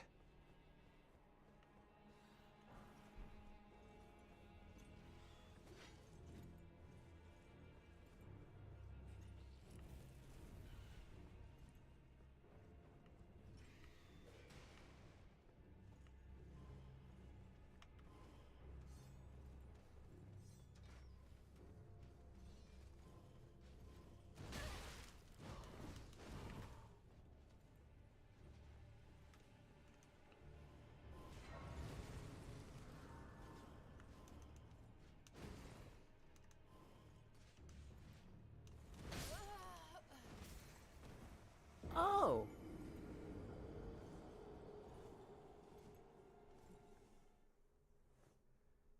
Yeah, enemies that hop about and make it hard for me to hit them.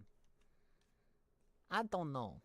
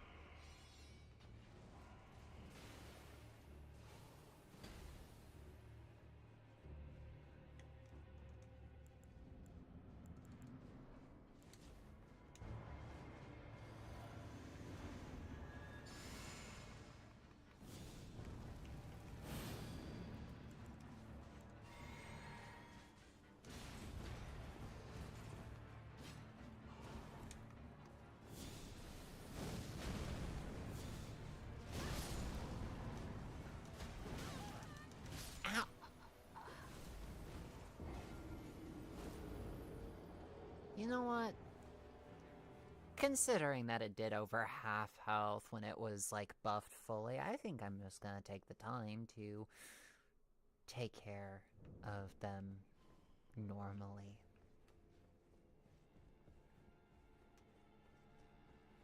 Maybe drink the physical last.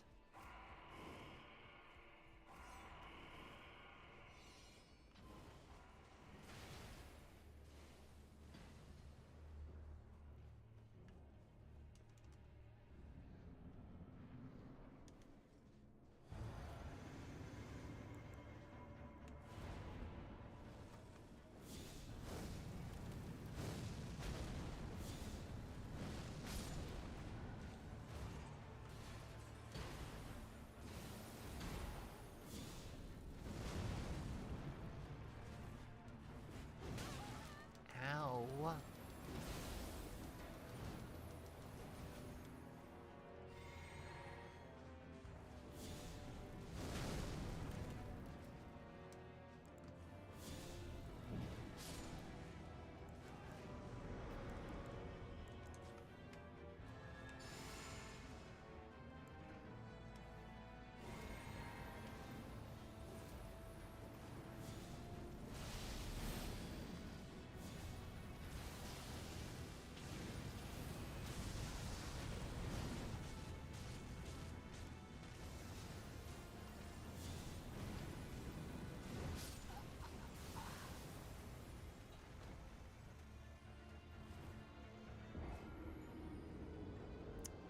I see. So I got good damage, but my health just sucks. And so does my armor and poise. Which means deal with the armored baddies, but be wary of the consequences.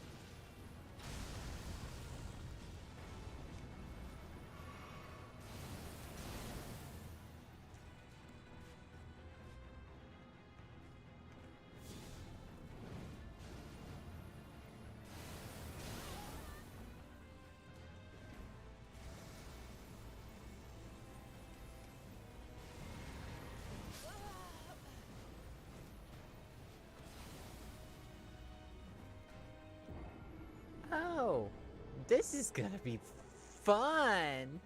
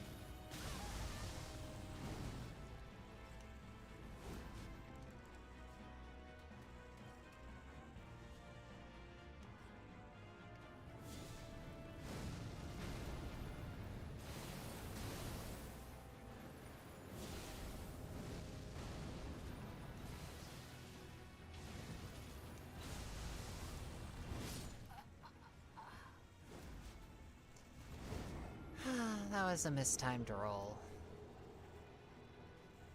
Dang it.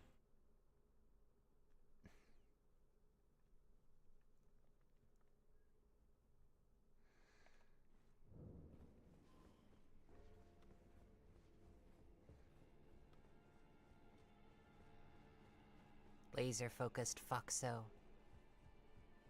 Attempting to be.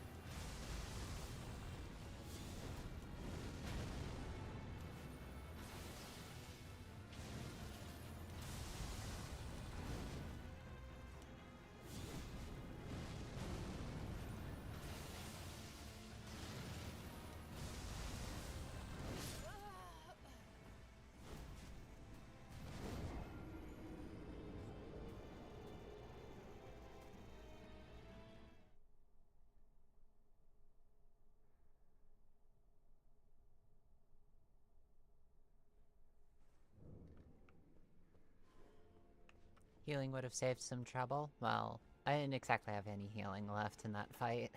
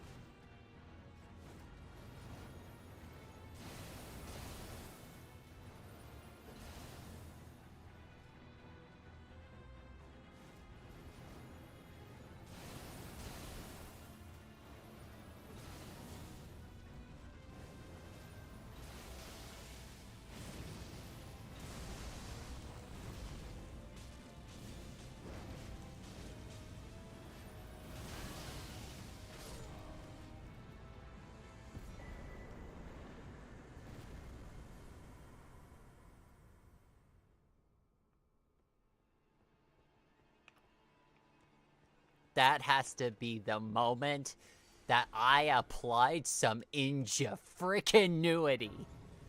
Some on-the-fly ingenuity. I did not have the mana for that. And then I came in with the single Starlight Shard. That singular Starlight Shard. I got that from freaking... Gosh, I got that from Dragon Barrow, actually.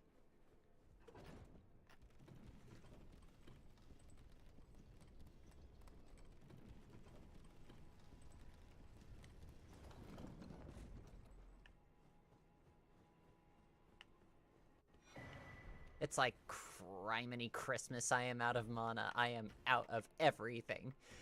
What can I do? Starlight Shards.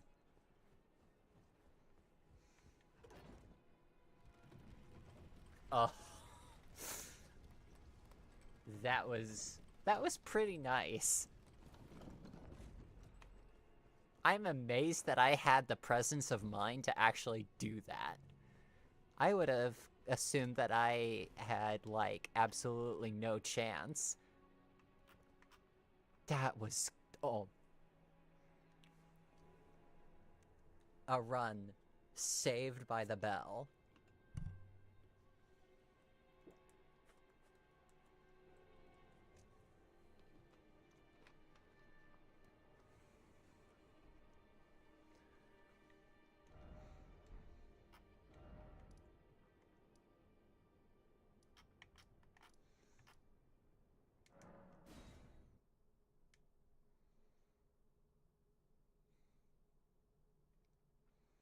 Yeah, I think I've earned some mind. Do I have? I do not. I'm gonna have to go and get some then.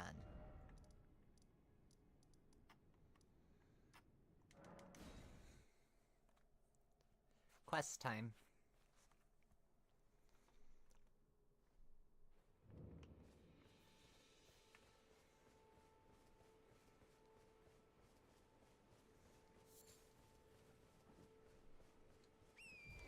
Why am I running on foot? I'm used to Dark Souls 3 now. I am used to Dark Souls 3, you have to run everywhere. I keep forgetting I have Torrent.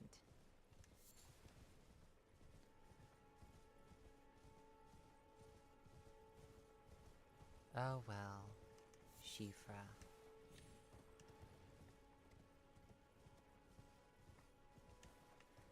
The second that I learned how to pronounce it, Shifra became one of my favorite things to say.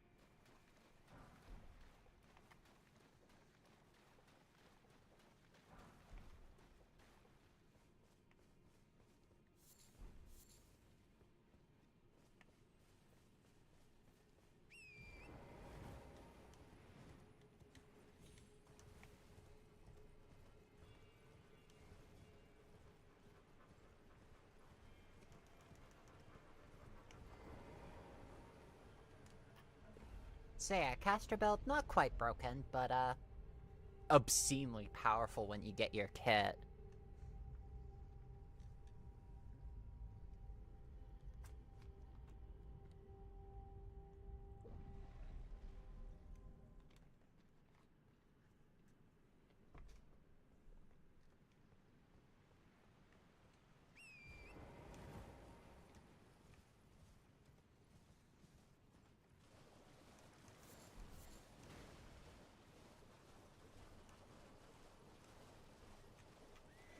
Has he lost his mind? Can he see or is he blind? Can he walk at all? Or if he moves, will he fall? Mm, mm, mm, mm. He was turned to steel in the great magnetic field when he traveled time for the future of mankind. And I'm just realizing I switched around a couple of those lyrics. You cannot be doing that when you're trying to sing a song. Can you imagine that, me singing Iron Man?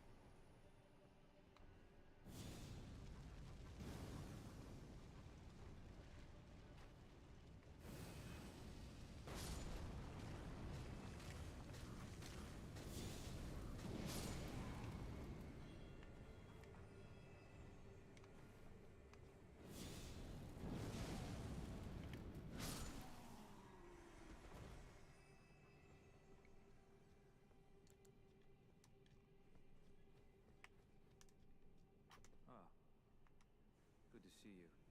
Apologies, mate, but I don't have much to report. I can see bloody Nokron right above me, but I'm absolutely stumped. I've tried all the gateways, to no avail. Perhaps it's time to ask Celibus. I recall that spiteful little rat acting like he knew something. Let's give him a squeeze.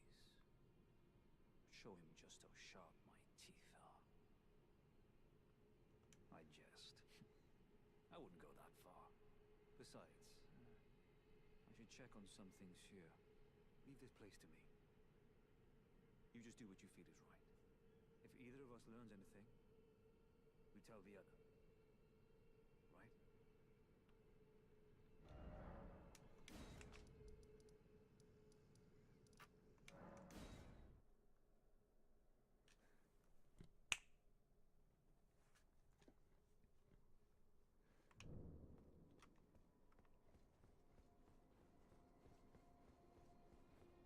I really like Blythe's manner of speaking.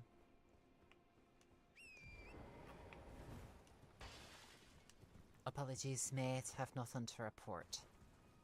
Can see bloody Nokron right above me.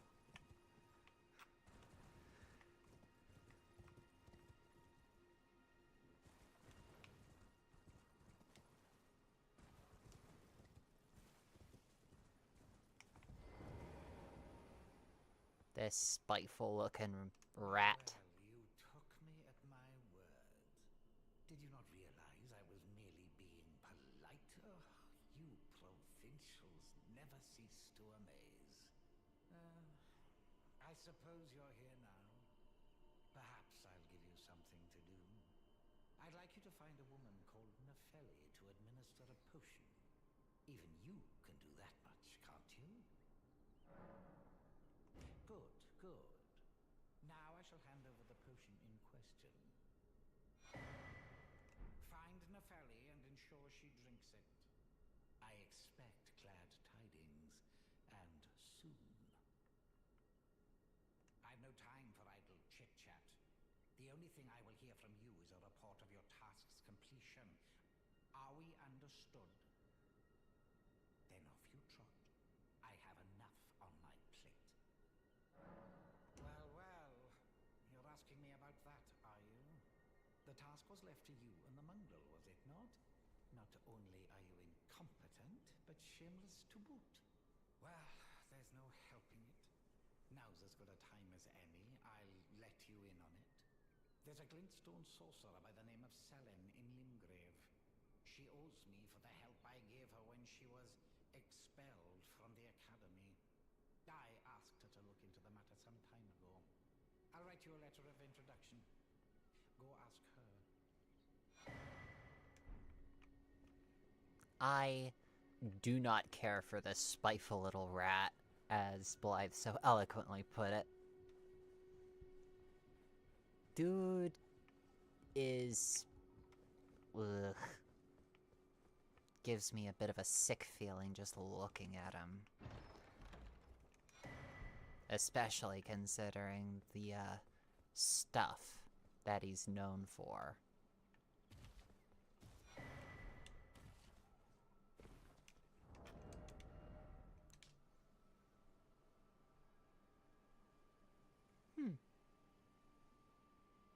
The likeness is striking.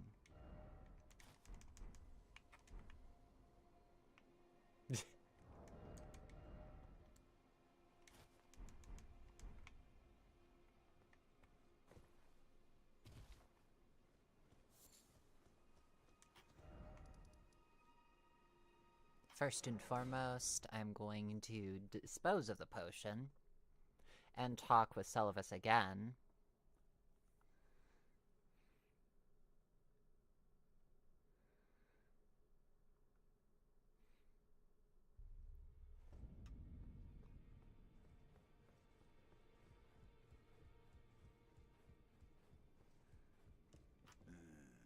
You. What is it? Is that potion what I think it is? Bloody Celivis. I suppose he's up to something again. Oh, I won't interfere. You go ahead and do what you must. The Round Table has no code to speak of. But I ask you this. Are you really going to do the bidding of that twisted dolly botherer? Or would you rather hand that potion to me and see if we can't get one over on the bastard? Good. I'll dispose of the potion myself. You go and see Celivis, but don't give anything away. Just tell him that you tricked your mark into drinking the potion, as planned. Despite knowing next to bloody nothing, he's so far up his own arse he won't suspect a thing. His inevitable display of arrogance will certainly be a sight to behold.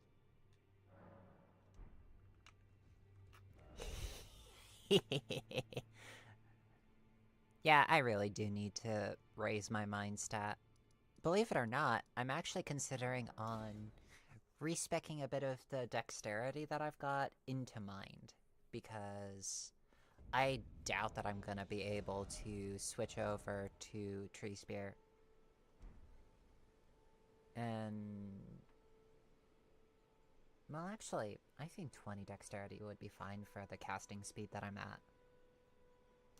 But I will have to really consider doubling down on mind here soon.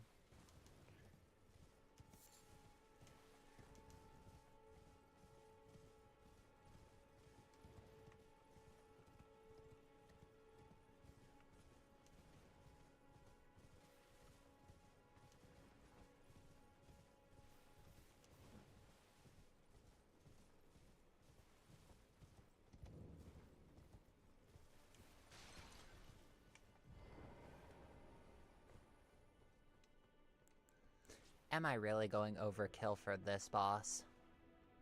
Yes.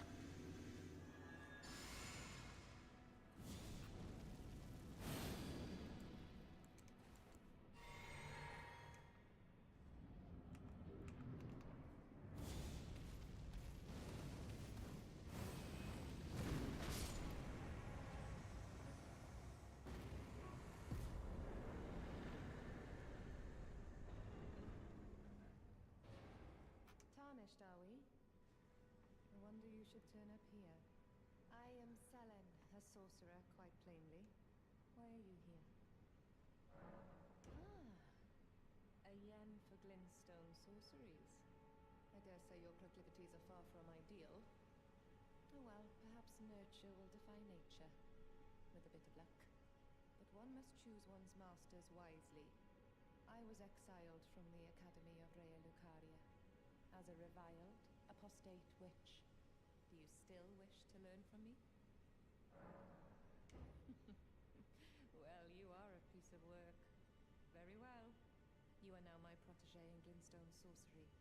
But I refuse to coddle or cast kind words. Never. Anticipate grievances, young apprentice. Well, well. Cerevis is not a name I ever wanted to hear again. But fine. If it will help you, my apprentice, I offer my knowledge. The stars alter the fate of the Karian royal family, and the fate of your mistress, Rani. But long ago, General Redragon challenged the swirling constellations, and in a crushing victory arrested their cycles. Now he is the force that repulses the stars. If General Redragon were to die, the stars would resume their movement, and so too would Rani's destiny. Yeah, Radon is definitely a fight that I'm dreading.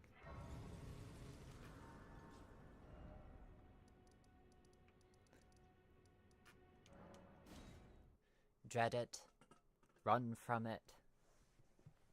I will have to kill both him and Moog in order to progress the story.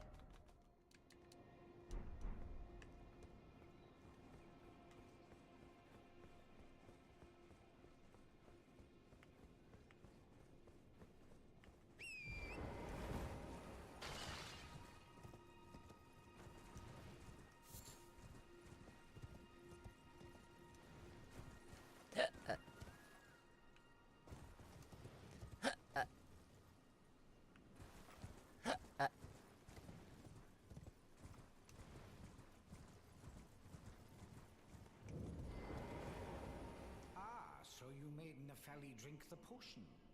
Well done. You are a touch more useful than I had thought. Very well. Then you shall have your gift. Knowledge of the sorcerous arts under the tutelage of the great preceptor Cerevis. I doubt much of it will lay within the grasp of a mere tarnished, but if you put your mind to it, perhaps you won't embarrass our lady. You wish to begin right this moment? Well, your impatience, though boorish, is understandable. Let's have at it. So, you had Nefeli drink the potion? Truly? Then perhaps something was amiss with it. It's concocted from the finest ingredients, but perhaps I should review the recipe. I may have expected too much of her to begin with.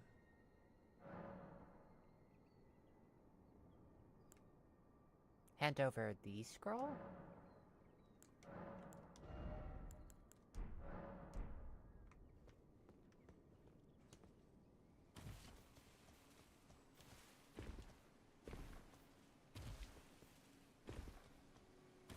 Ah, thank you so very much, Mary.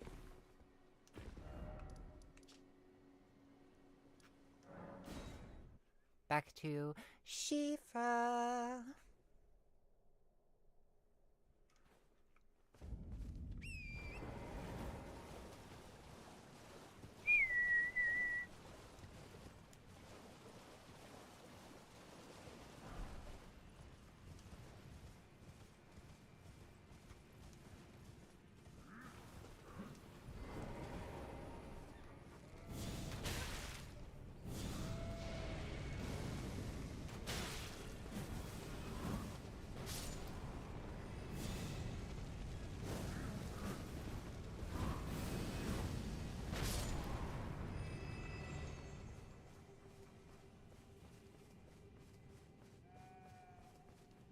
Kaboom.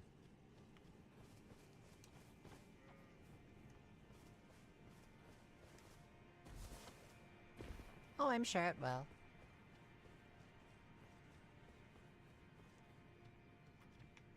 Ah. Well met. What news? So Rani's fate is kept in stasis by Starscur's Redragon. That reminds me of something I heard. There's a festival being held at the castle on the southern edge of the Caelid Wilds, east of Limgrave. It's a festival of combat. And I heard that you can fight Redragon himself. He who's once called the strongest of all the demigods. Maybe it's just a coincidence, but I think it's worth investigating. I'll be on my way to this festival of Redragon then. You're coming too, right? To Redragon's festivities. I'll meet you at Redmane Castle in Caelid. The way ahead is pleasingly simple. We fight. Sword and fang.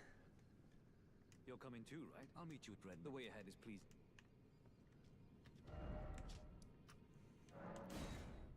The way ahead is pleasingly simple. We fight.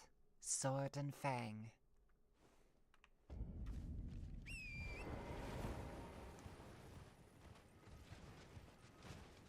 You are coming to the festivities. Don't keep me waiting, eh?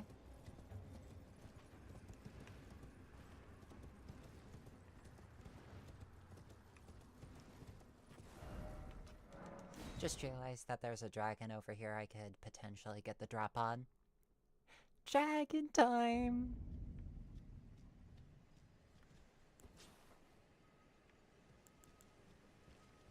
Yeesh, my spine is literally tingling. Are you okay?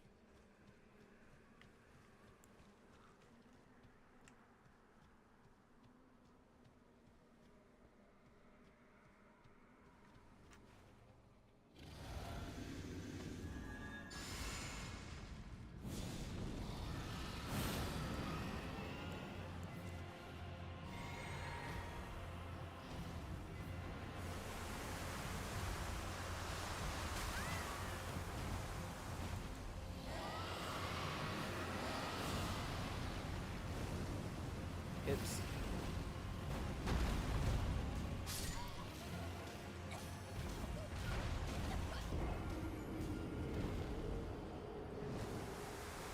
Yeah, that was foolish of me.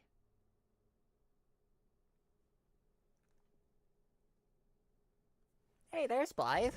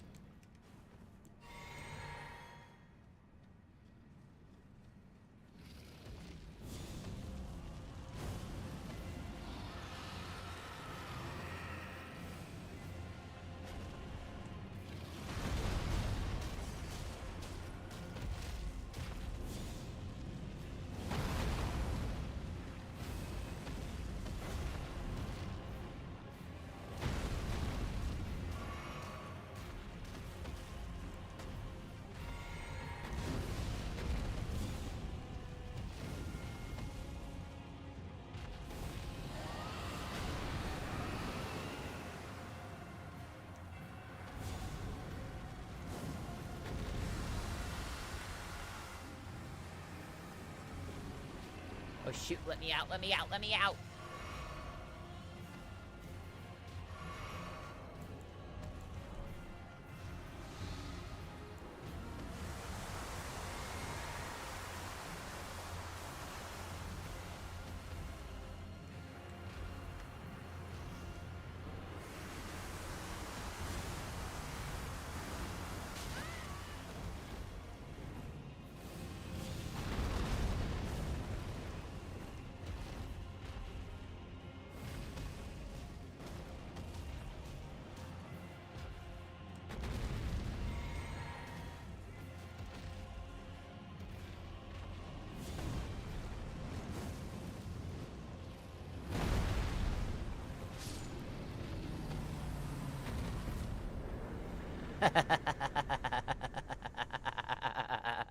Kaboom!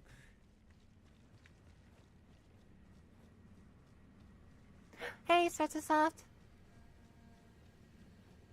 Hi! I caused something to go boom.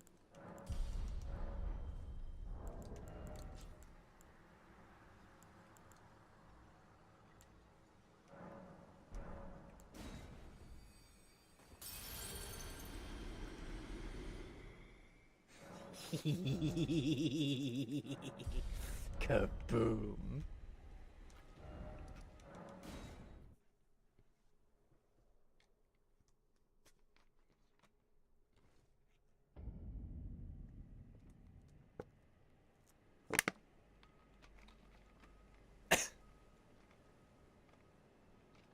Excuse me.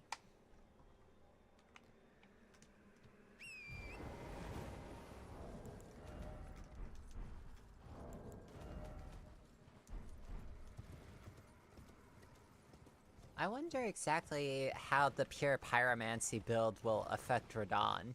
Like Promise Consort Radon. Knowing my luck, it'll probably be a heck of a fight. I really will need a melee option if that's the case. Pure pyromancy.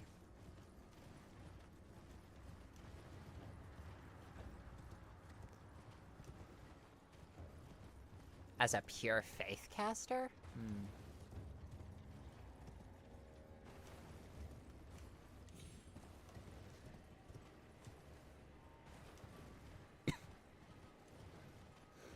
Fair beans.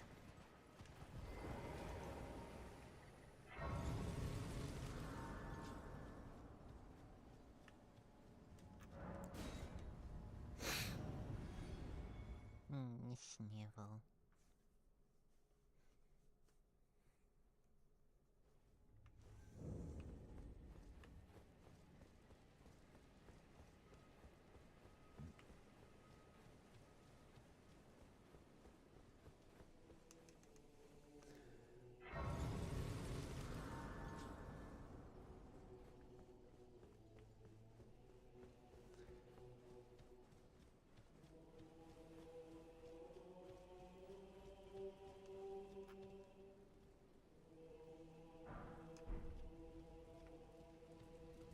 Ah, there you are. Hi! Took your sweet time. The players are all made up. I'm waiting for the curtain. Let's give them a show to remember, eh? Just don't you go dying on me. For Rani's sake, too. Once more into the fray together, eh? This might even be fun. Champions! Welcome! The stars have aligned! Ah, you came. How delightful. Indeed, I thought I might find you here. By the by, do you know for whom this festival is being held? Yes. It is none other than General Redragon himself. Get out! I could face a great champion of the shattering. I know, right? Oh, in truth, I quiver at the thought. Such is his frightful repute. But the fear simply assures me the ordeal is worth undertaking. Be sure to get a good vantage, my friend. I, Iron Fist Alexander, do hereby vow to unflinchingly brave this ordeal.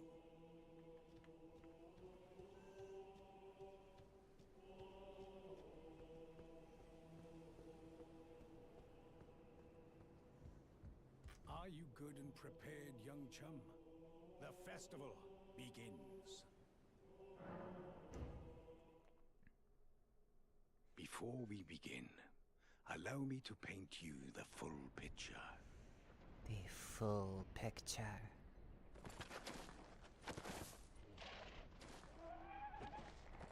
I am still reeling about the fact that that horse's name is Leonard.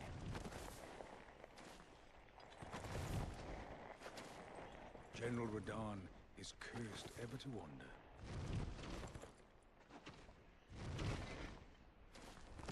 Eaten from the inside by Melania's scarlet rot, his wits are long gone.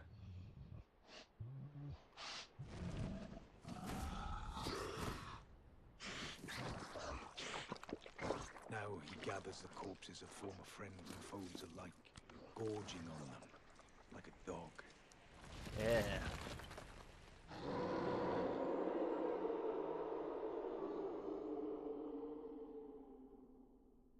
Howling at the sky.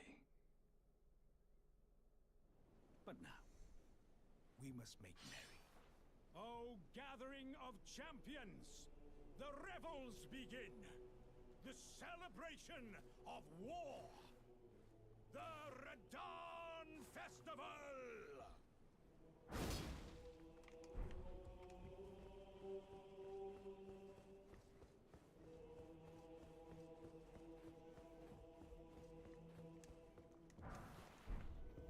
Yeah, he's literally holding up the sky right now. As well as aliens that seek to land upon the lands between and wreak havoc, such as Estelle.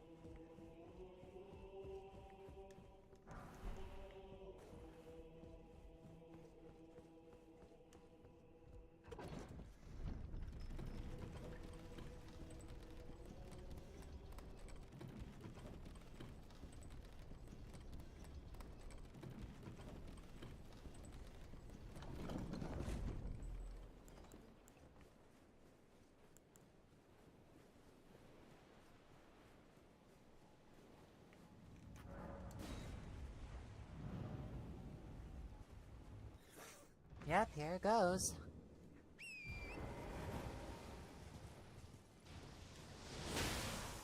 Oops.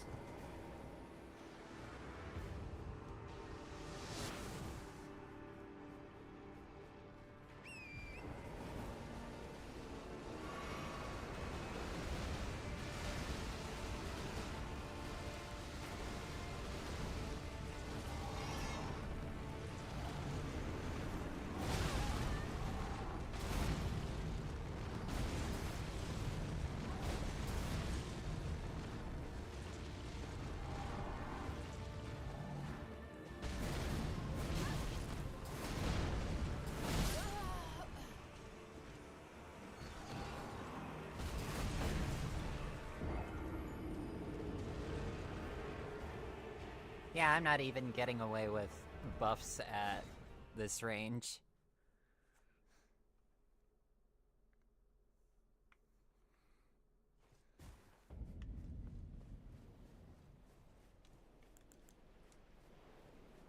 Gonna try, though. I like my buffs.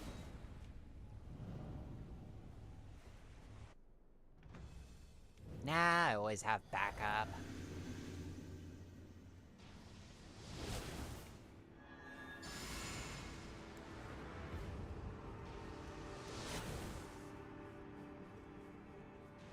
Might make this a true challenge run.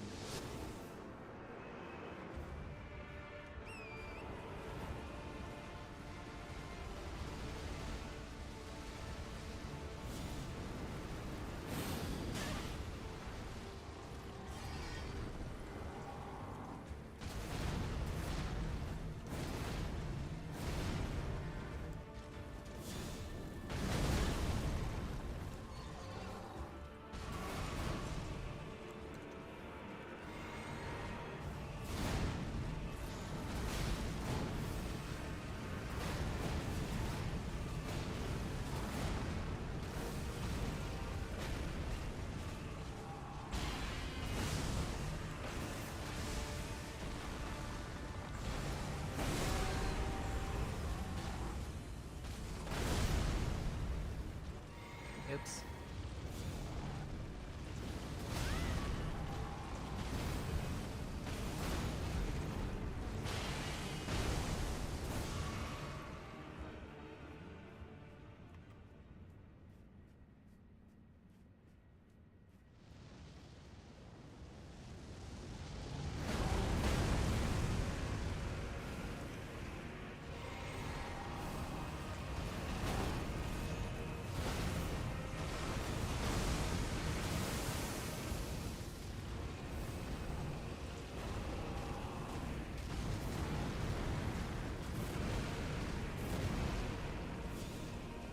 One more.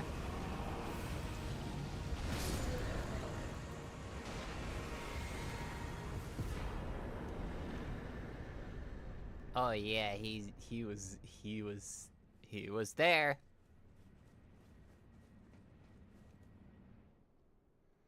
Sometimes there is no line between challenge run and crazy. And as the as the stars themselves are my witness. I am that fool.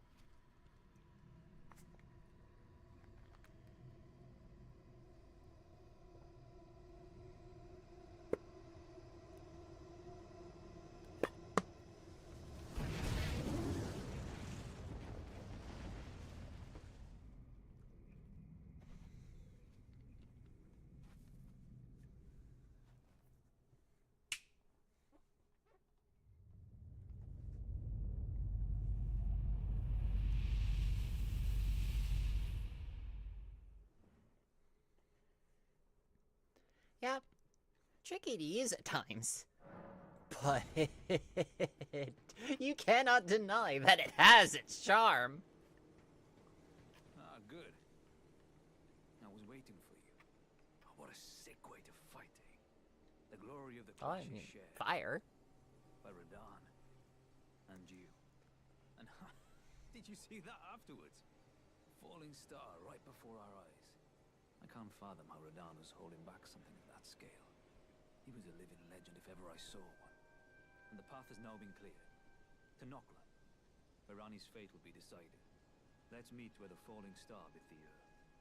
We'll take up our swords once more. For Mistress Rani.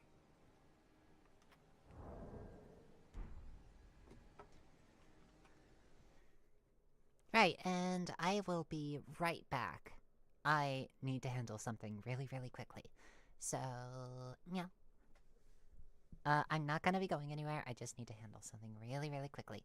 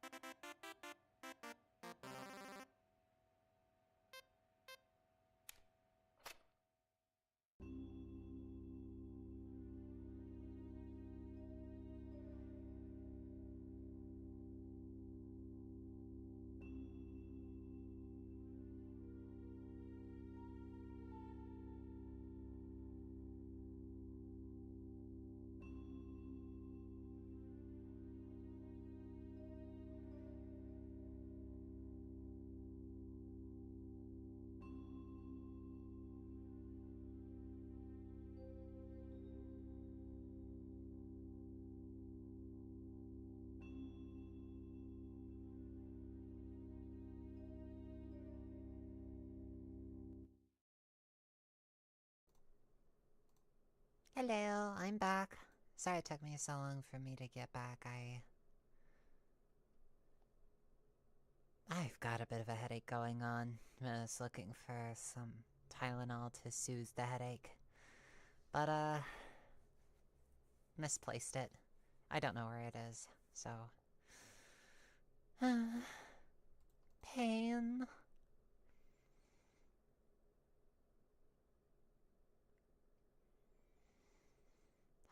I'm sorry, Mary.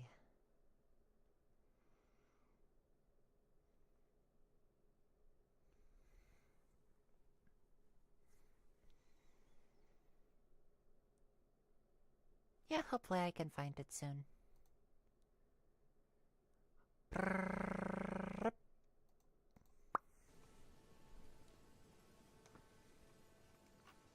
Let's meet where the falling star bit the earth. We will go into battle again. Side by side. My only purpose is to fight for Rani's fate, sword and fang. The curtain's rising. And the final act.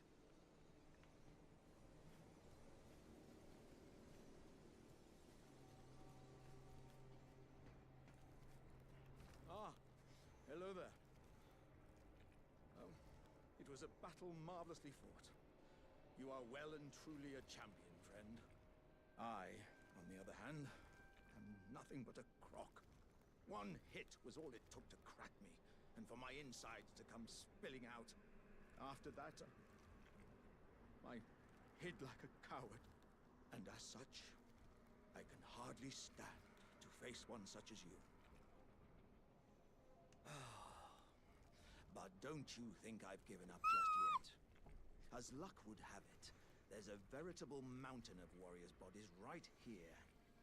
If I can just squeeze this bunch down inside me, I'll be a mighty warrior again in no time.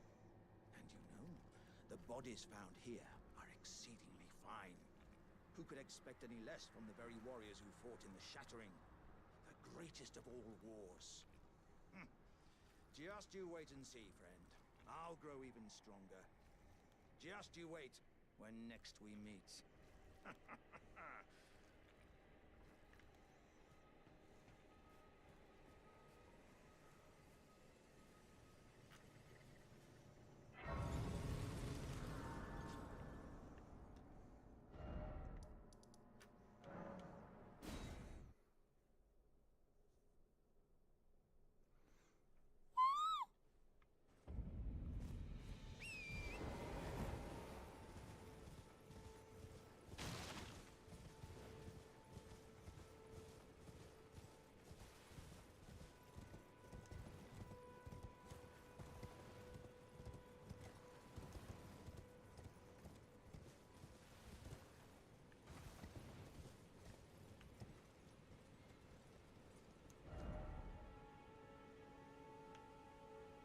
There's a traitor taken care of. Onwards to Nokron then. Go on, we'll catch up.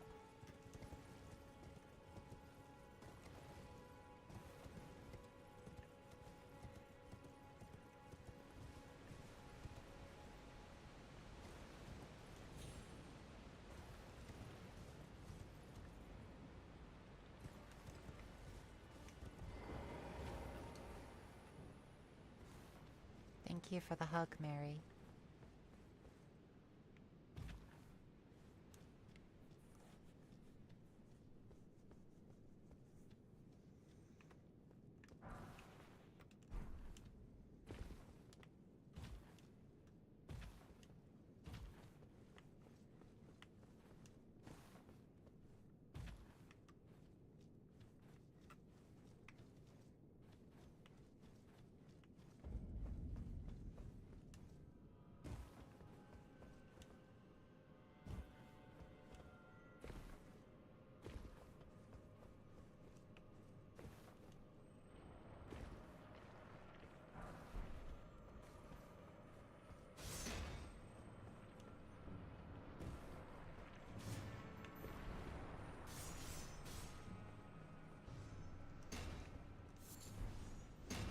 Boing. Boing. Boing.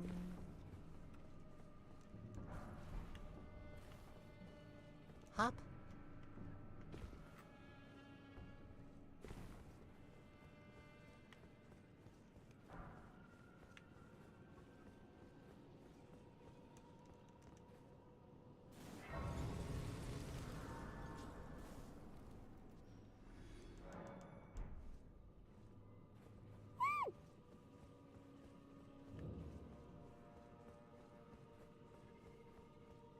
Maybe someday.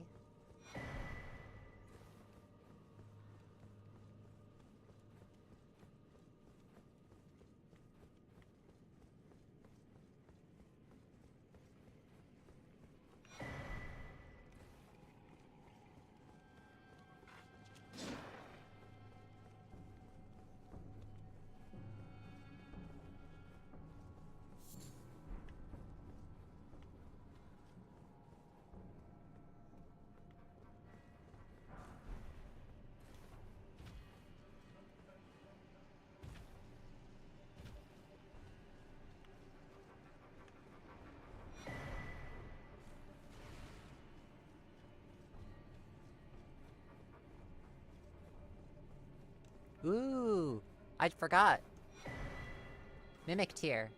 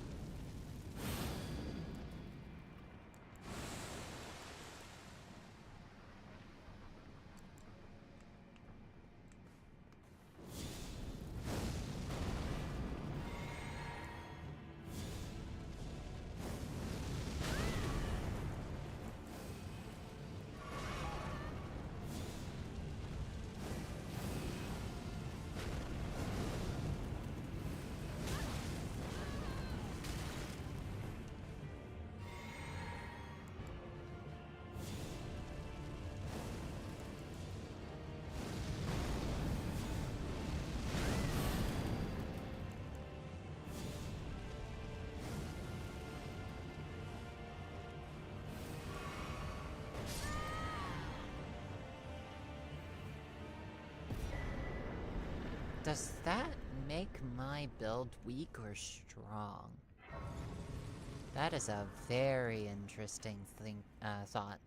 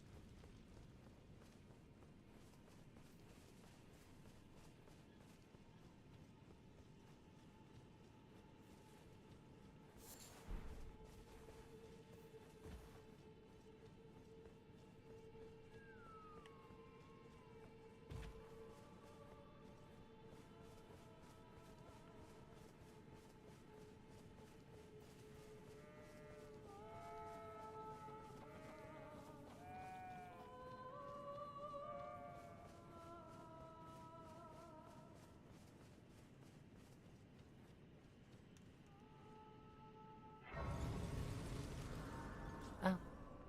See you later, Mary Drake. It was good to see you.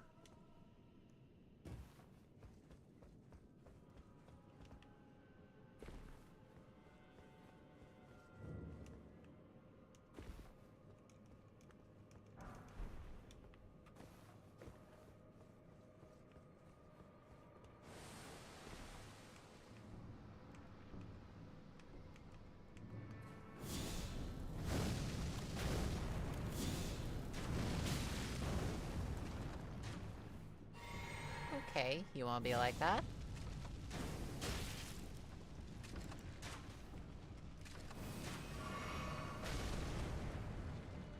Bye! Have a great time!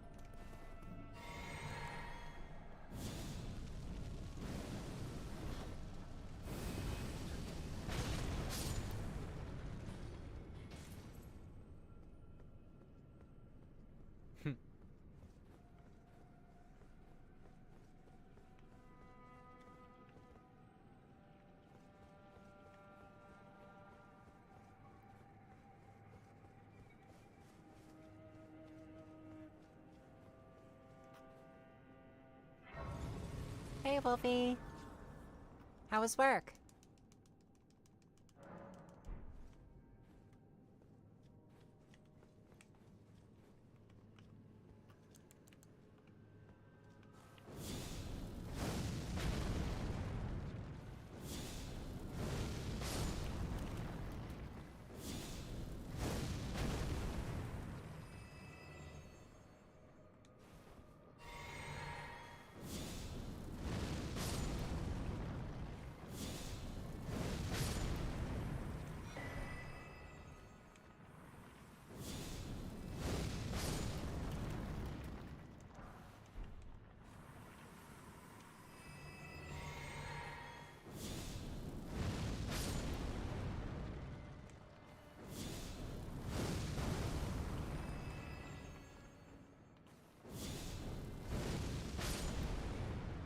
Free aiming is slightly better with it.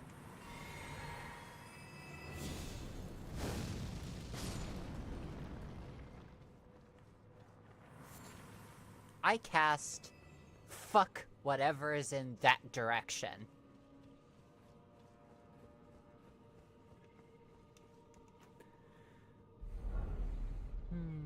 Comfy time.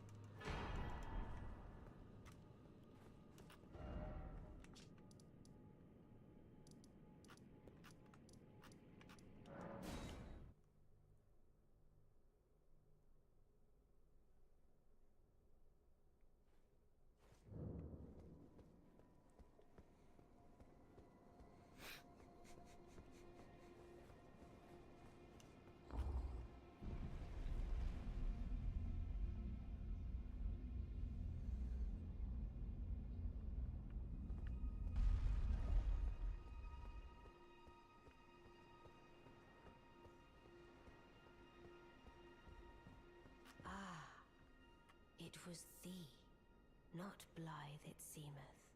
Even in my slumber I sensed it. It is in thy possession, is it not? The hidden treasure of Nokron. My thanks. Finally, all the pieces are in place. Soon must I begin my journey upon the dark path only I may tread.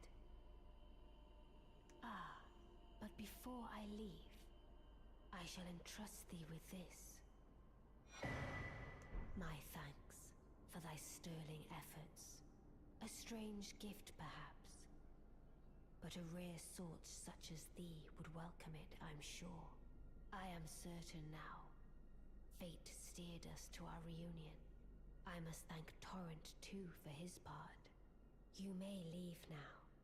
It was but brief. But thou gavest me fine service.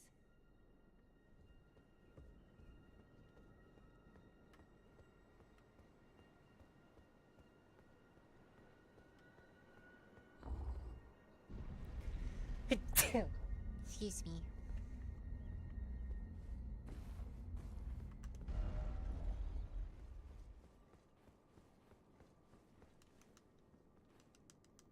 Thank you, Wolfie.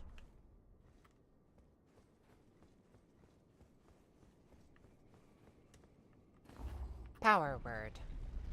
Soul. Not S-O-U-L. S-O-L. Power word. Soul.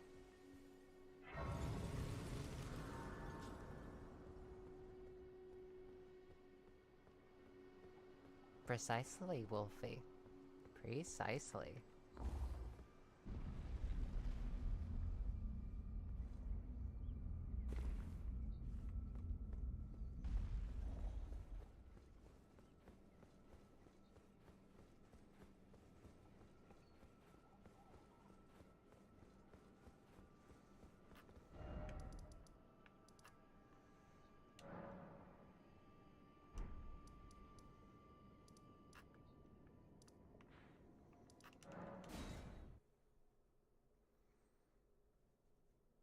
Power word. Photosynthesis. Photosynthesis.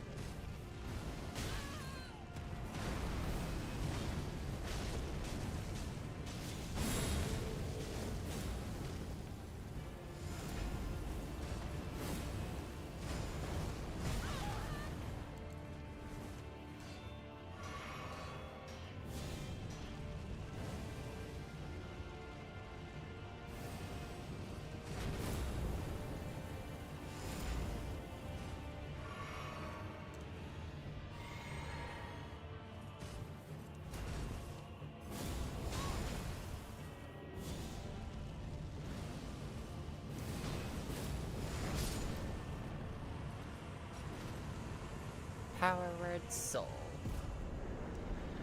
Hence, I cast the... I cast the concentrated power of the sun!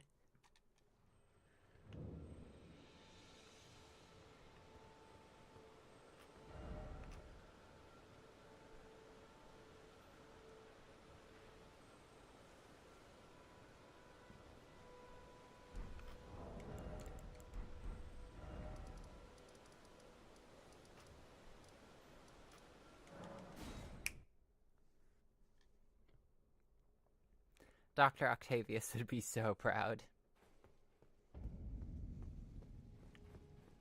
The power of the sun in the palm of my paws.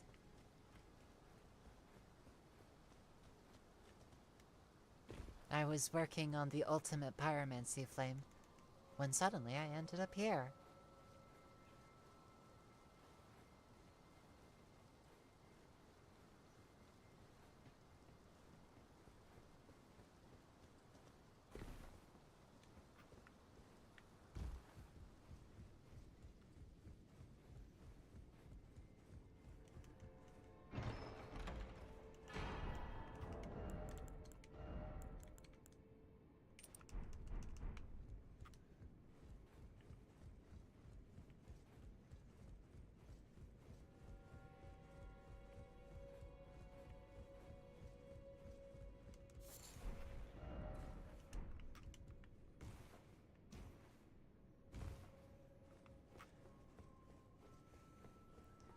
Falls 2 stories is fine.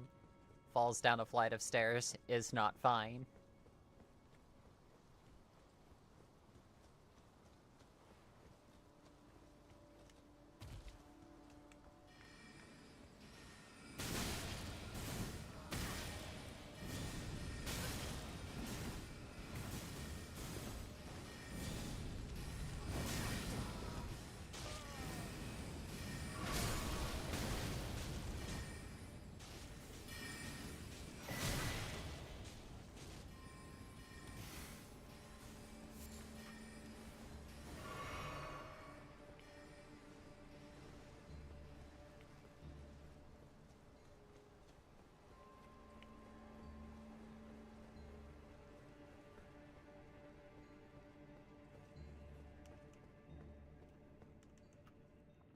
The suction cups of your tentacles?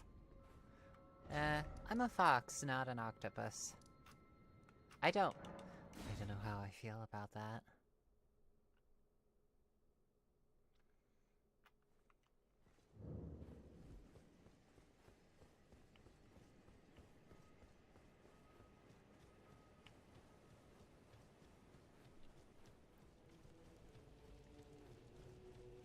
Hey, UTP. Hi. Good to see you. Howdy, howdy, howdy.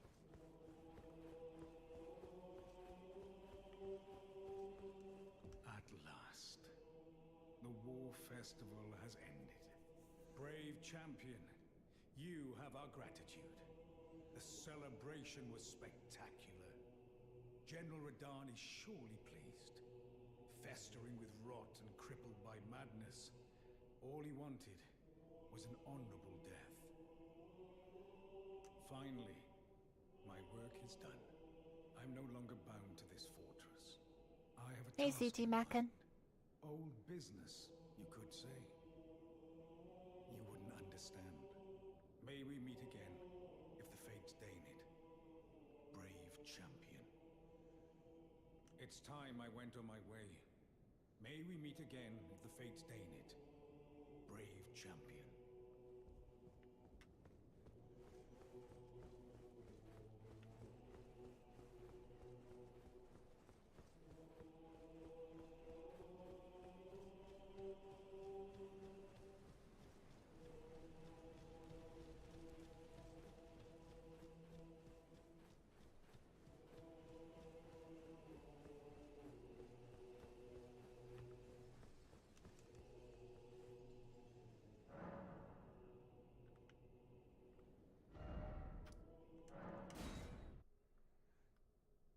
Thank you so very much, UTP.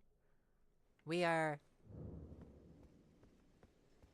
definitely a spellcaster.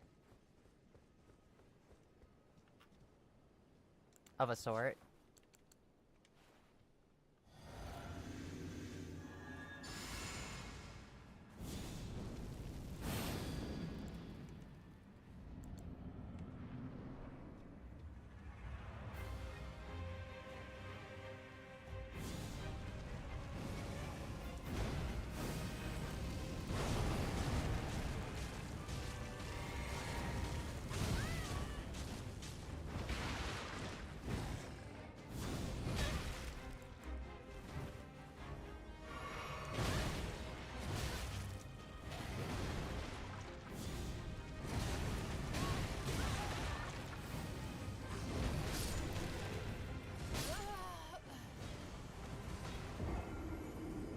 That brings back some memories.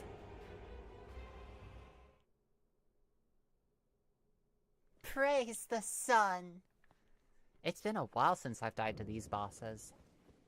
That feels nostalgic.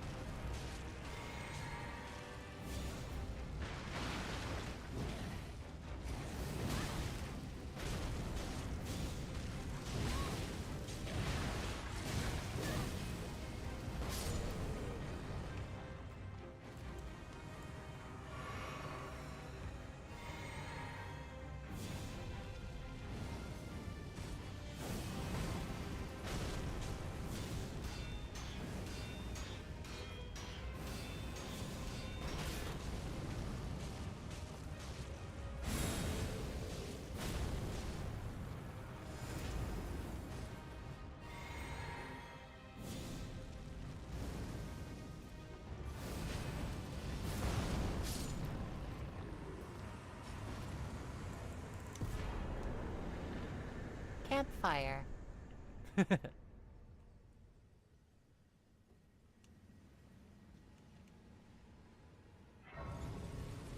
Dink, dink, dink, dink.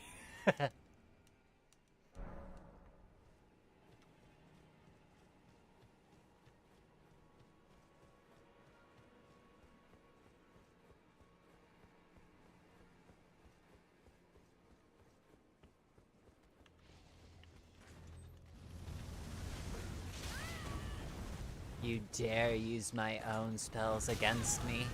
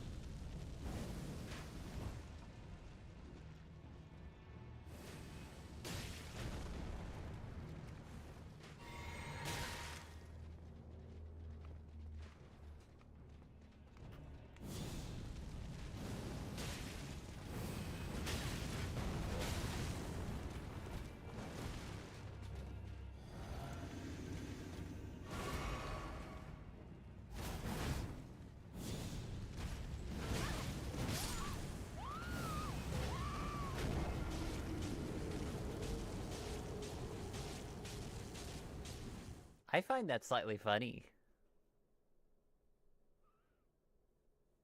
Do you dare bring light to my lair? You must fry. Fire pretty. I'm gonna touch the fire. No, do not go into the fire and the flames. No, not that.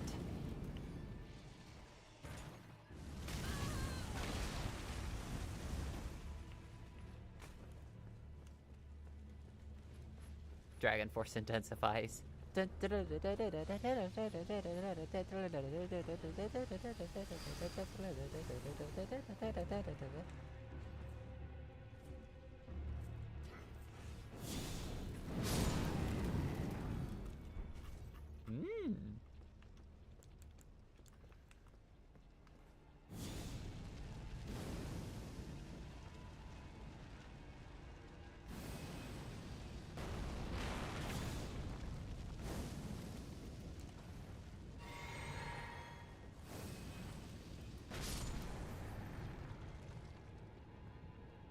I do this to cause you pain.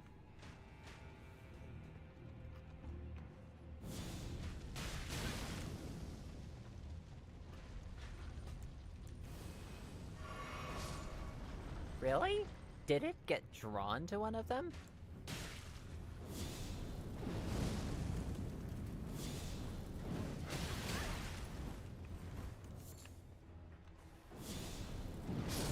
The spell of screw that in particular right there.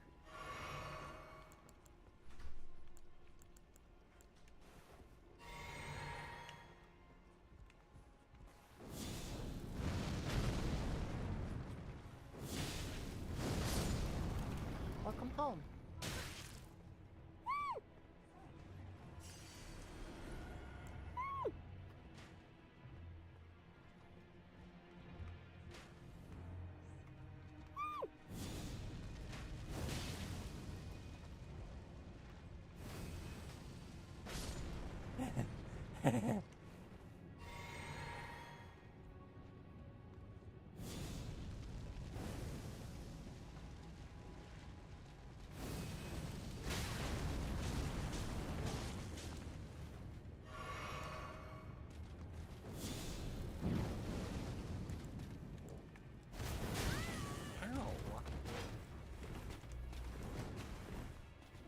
You know what? It's time to run.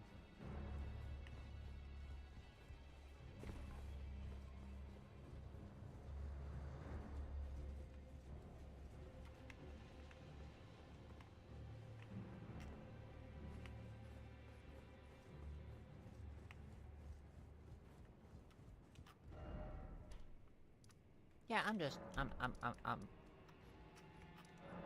I'm gone. How do you cure from the void? Howdy!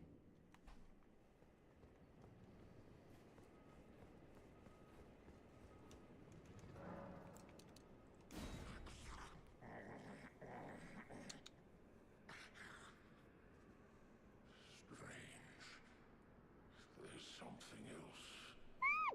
But the death yet quenches. Bring more.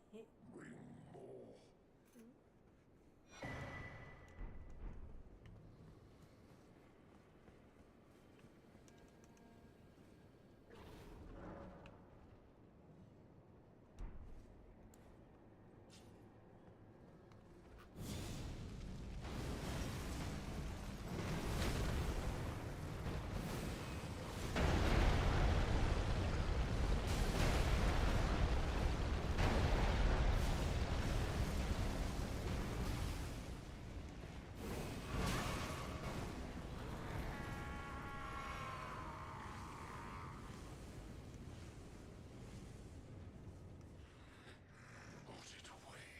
I won't forget. Again. My appetite. My sin. So please. Enough. His appetite is sin. But the death yet quenches. Bring more.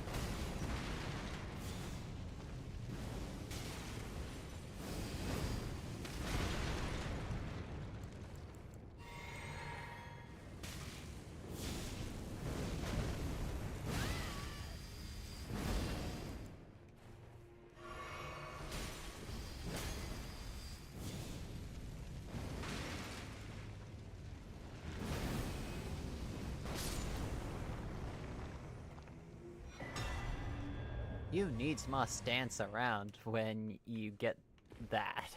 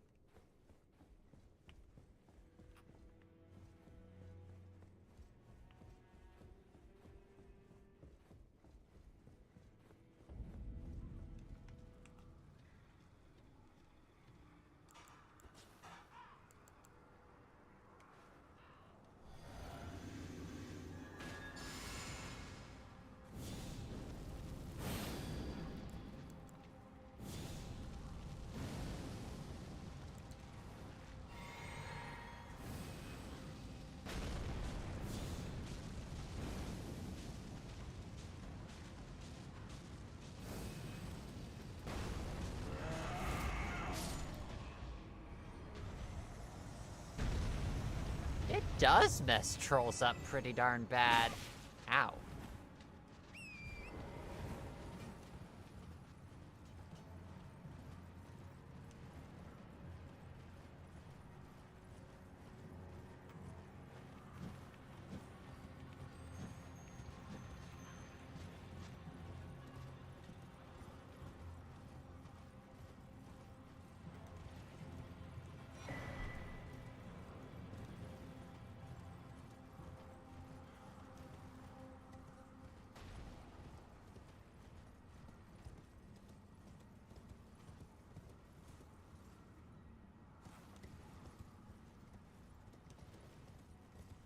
I am thinking thoughts. Ah! Grabby hands! No!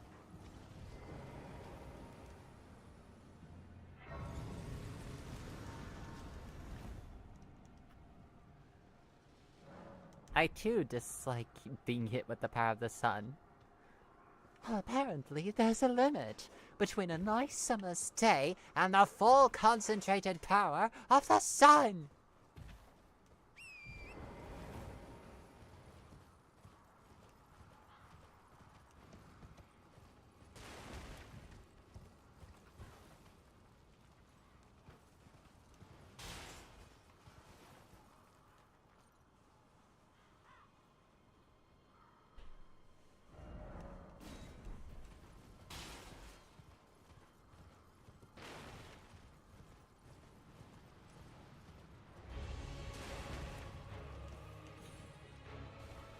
We'll straight a tree spirit.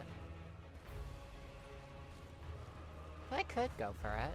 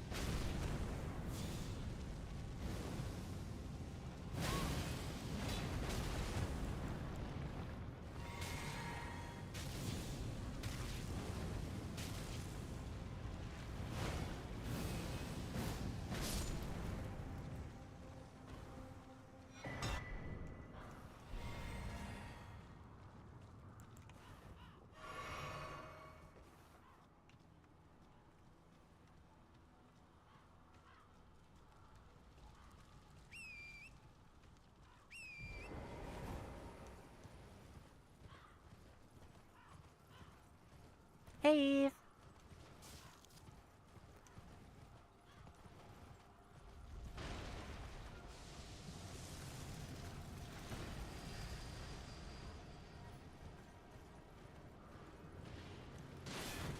Hey, Shell. Welcome. Nice.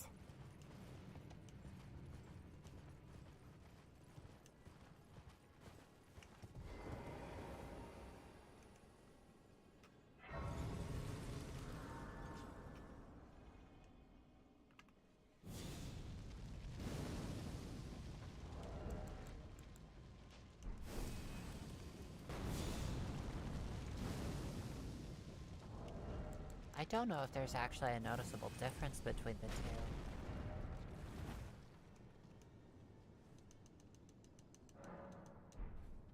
With it on or with it out? Do I support furries?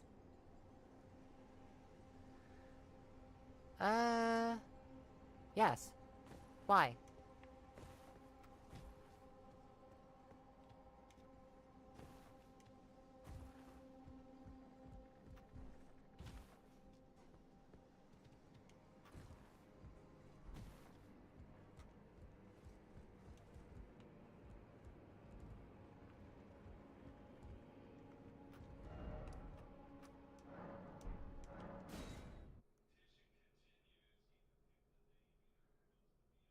Okay, cool beans, Shell.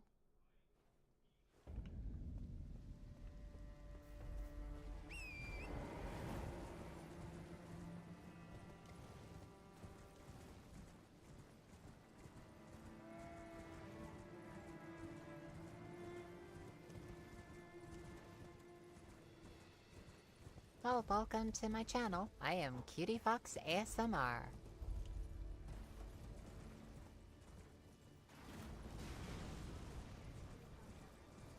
Sorry?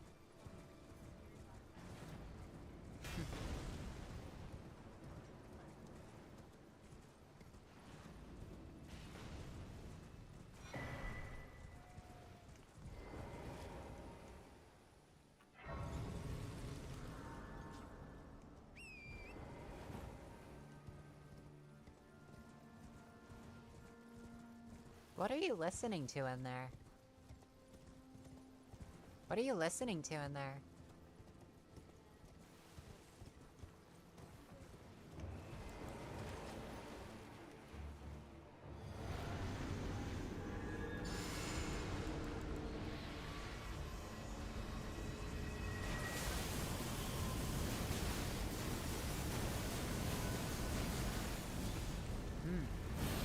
Understood.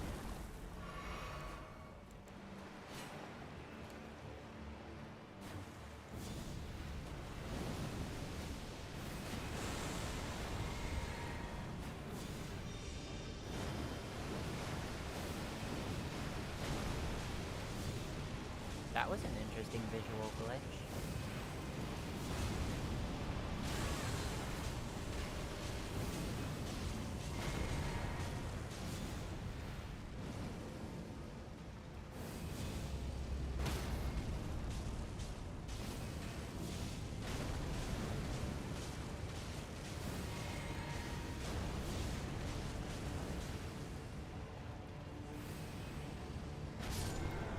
Ah!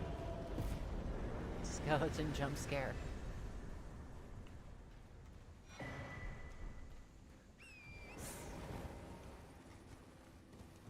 I legitimately just looked at it and went, "Wah!" Skelly jump scare. It's Sans Undertale.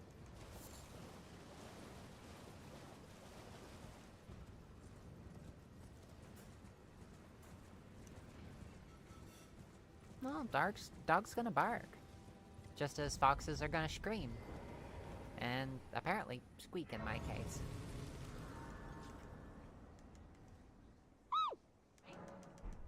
Sure thing, if you want to draw me. I welcome it.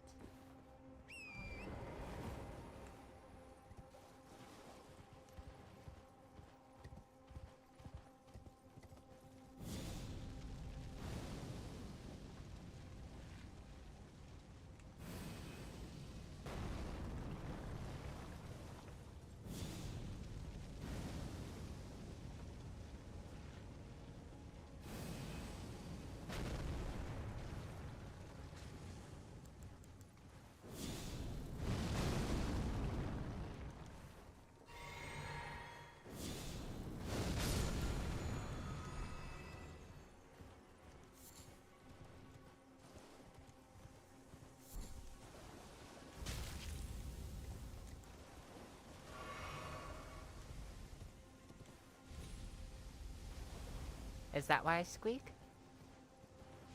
Why I squeak is a combination of many different factors, one of which is the fact that during my voice training, I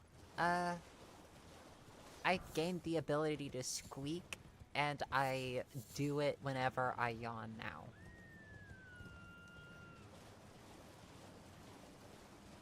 So unless I've majorly fluffed up my voice, I will squeak whenever I yawn. And I also just did it on command. Happens a lot when I'm flustered, too.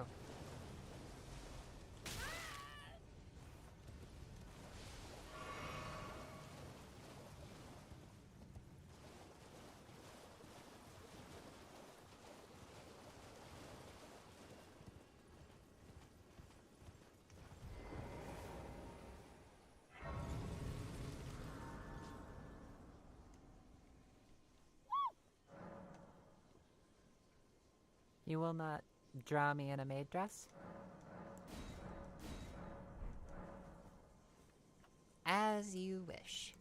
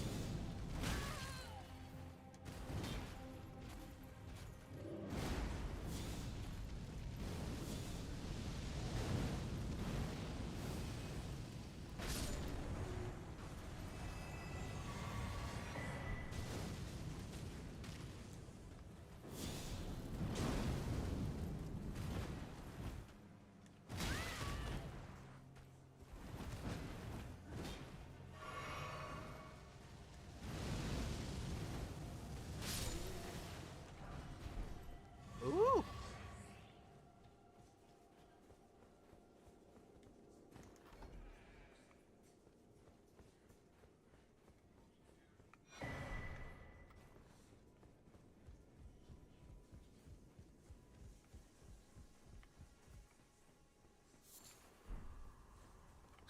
The wretched fools.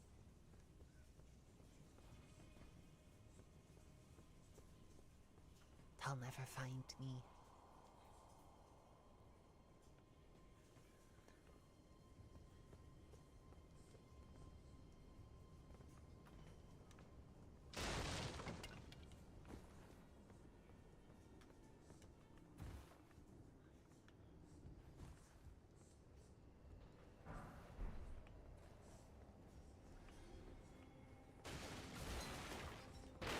Ah, there it is.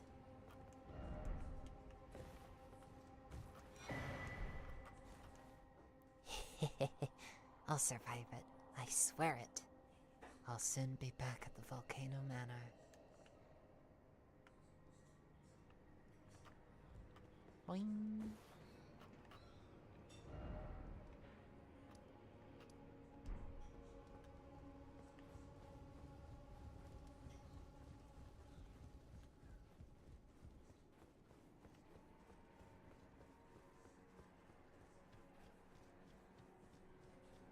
What are you watching in there?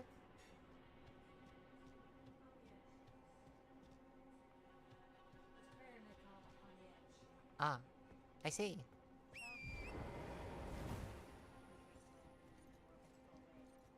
Ah. Ah.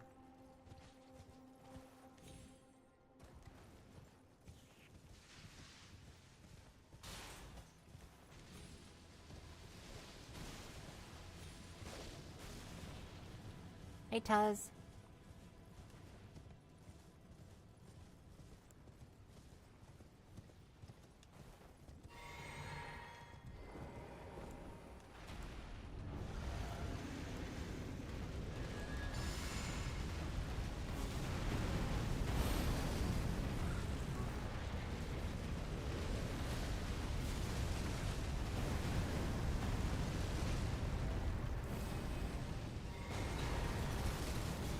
Are you immune to fire damage? Oh, you're immune to fire damage. Okay. I'm not used to that. I'm used to them at least being somewhat susceptible. But outright immune? That is a... that is a new one on me. You know what? I'll come back to this. I'll come back to this in a bit.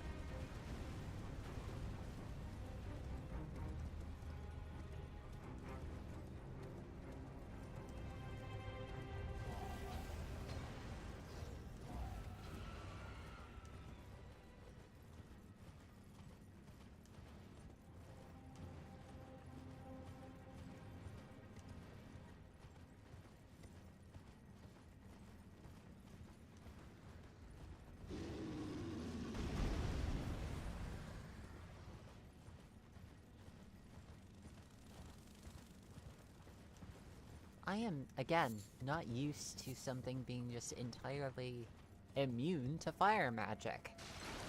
Like, that's my entire thing?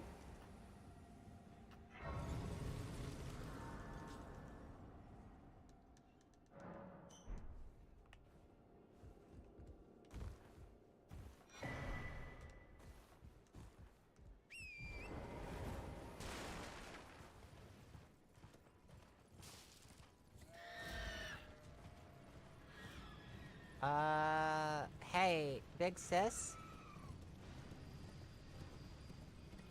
What was that?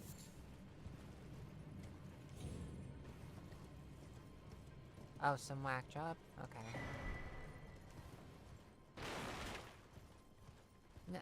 I would be concerned if you were.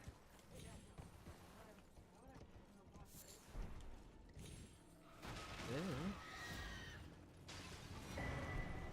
I mean, I'm not that crazy either.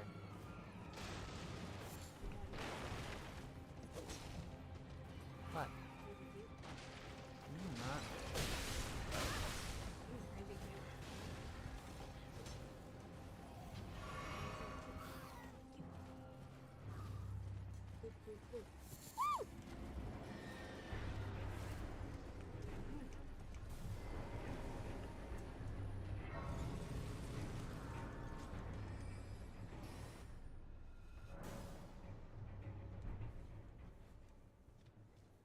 Even cuter in a witch's hat. Yeah, actually, the witch's hat and this current dress that I'm wearing actually looks so good.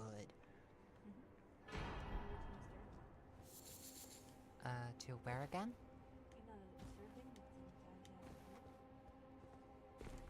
Ookies.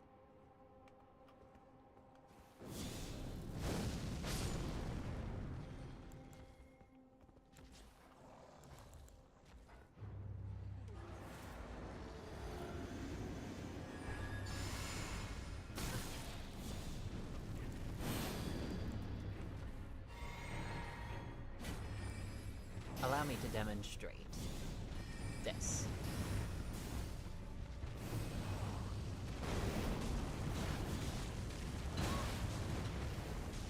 The full concentrated power of the sun.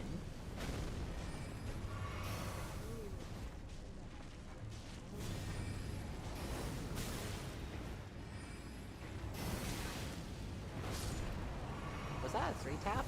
I think that was a 3-tap.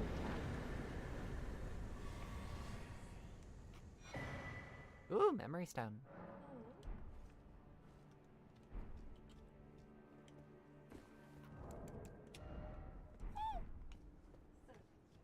Not that cute.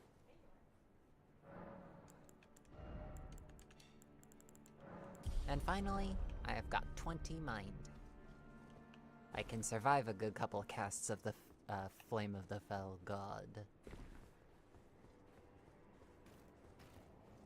Believe it or not, it's actually easier to cast Flame of the Fell God on an enemy that is attempting to dodge it, rather than an enemy that is, like...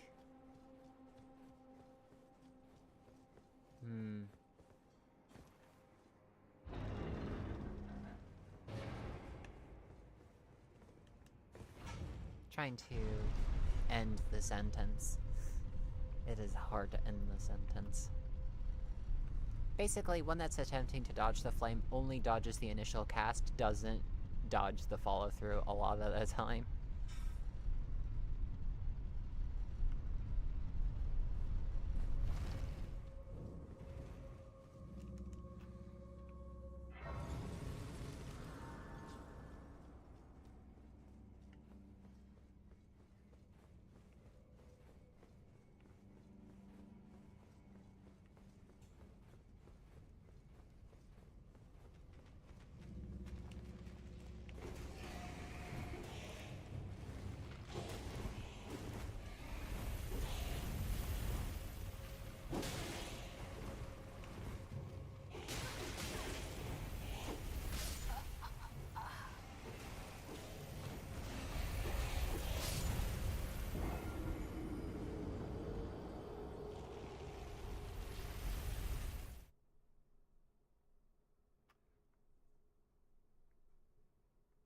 Yeah, this area is just red.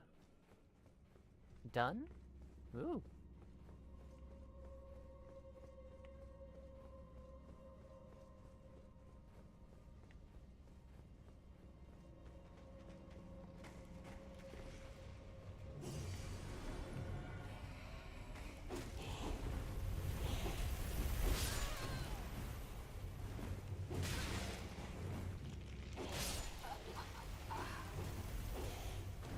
I didn't anticipate the skeletons being the problem. Well done, Shao.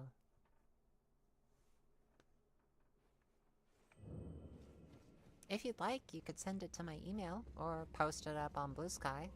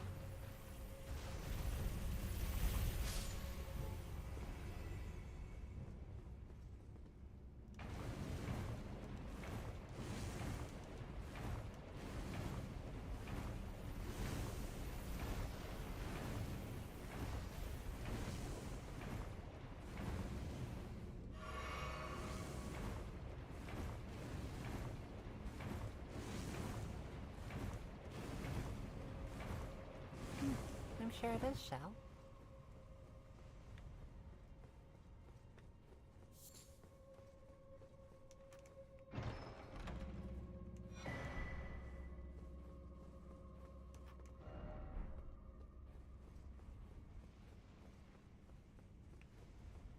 Boing.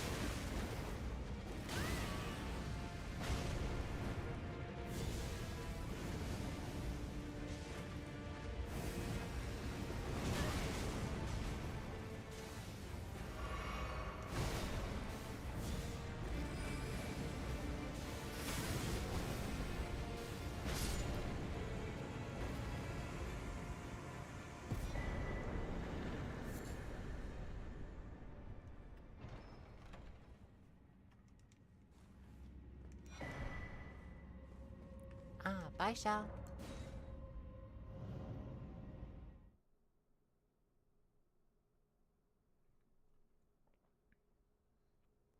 Woo.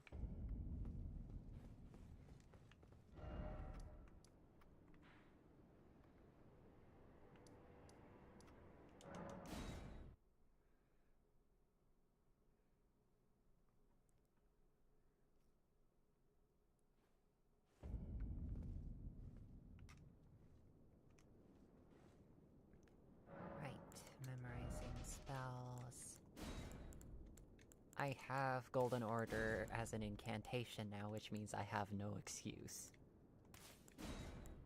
Giant's Flame, Flame the Fell God. Wait, nope.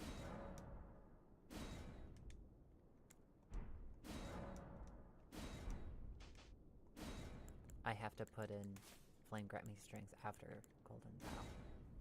And then high damage.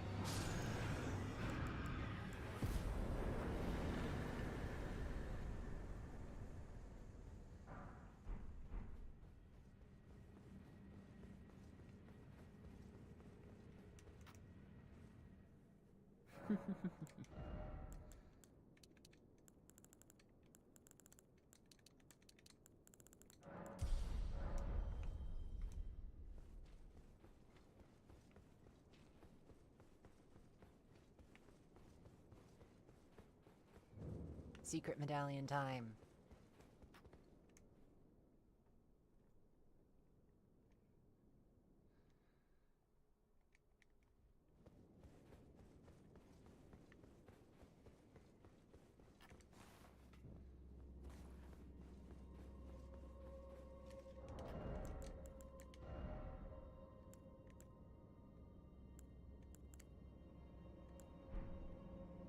Oh, I've got a light equip load right now? Cool.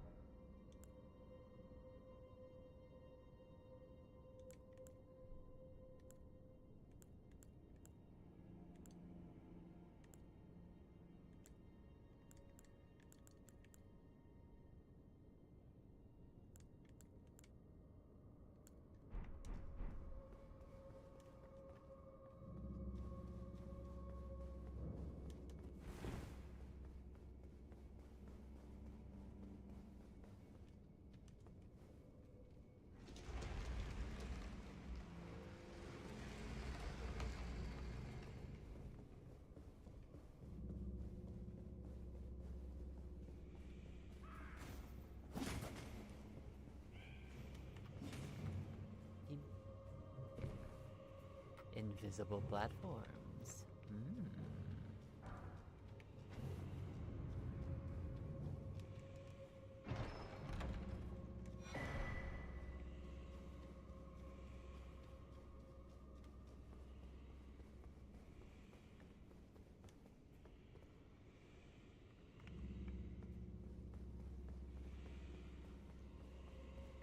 Then jump. Ow.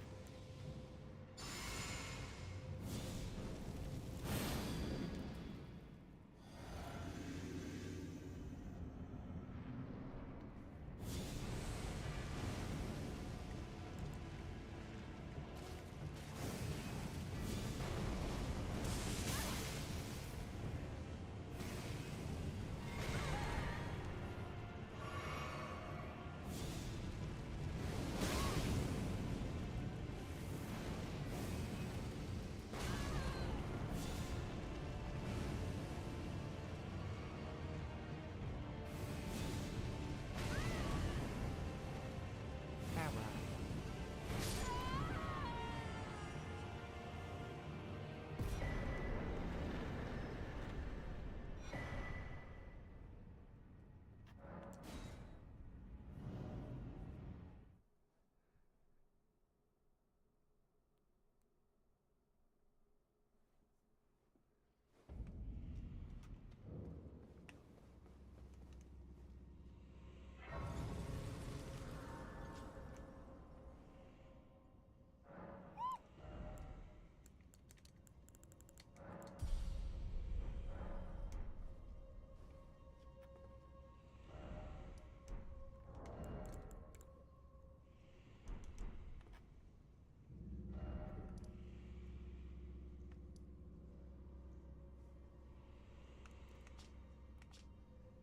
Okay.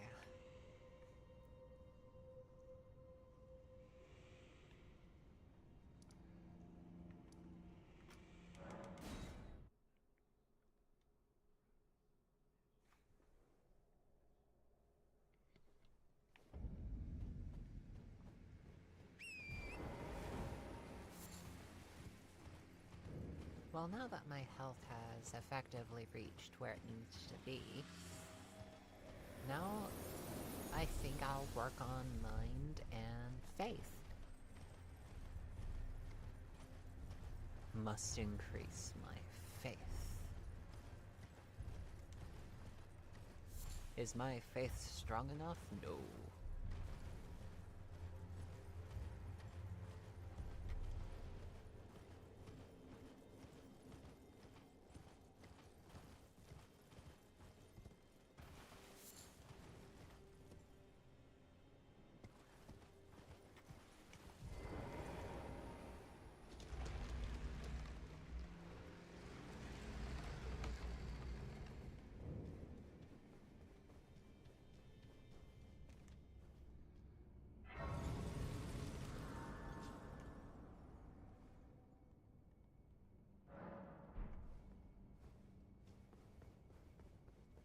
This has to be my least favorite dungeon.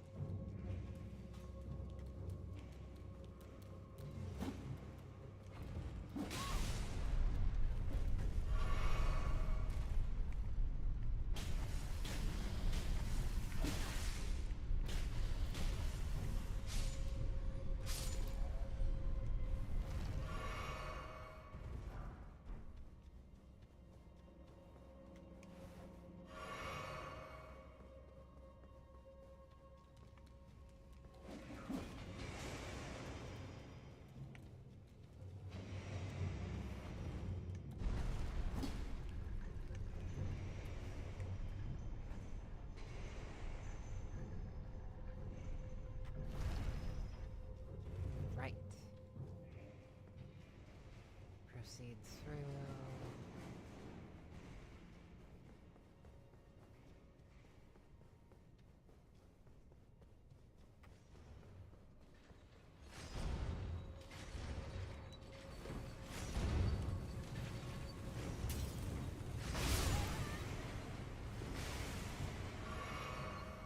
And that is the last of my Crimson Tears, which means I need to be careful.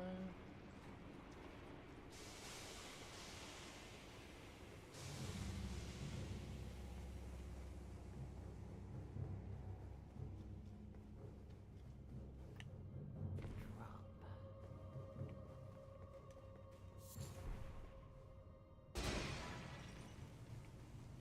Go this way. Lift.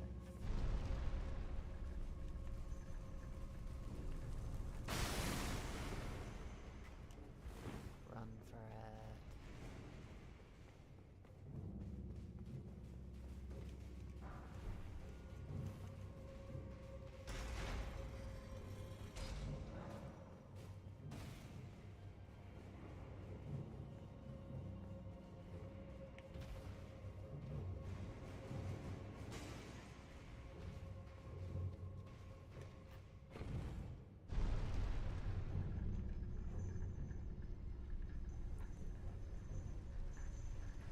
Right.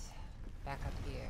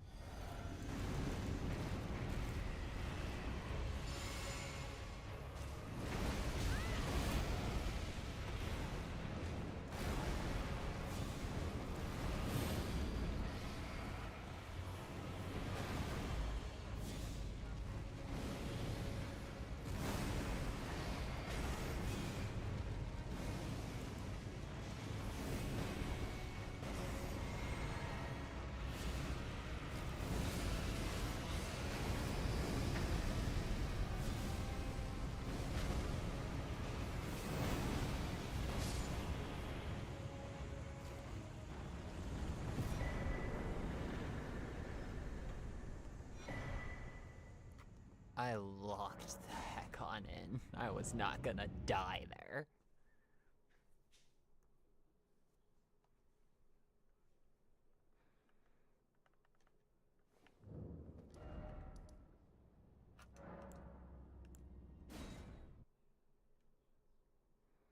And if I am remembering correctly, that's the last of it.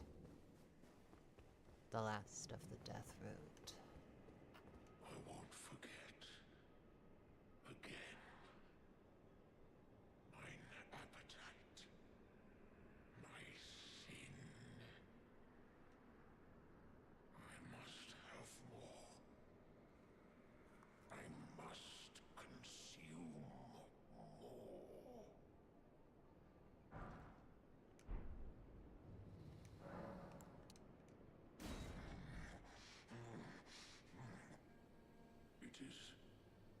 It is all consumed. Still, I am not sated. Not nearly sated. America! Is this what it is to sin? Will things never be the same again?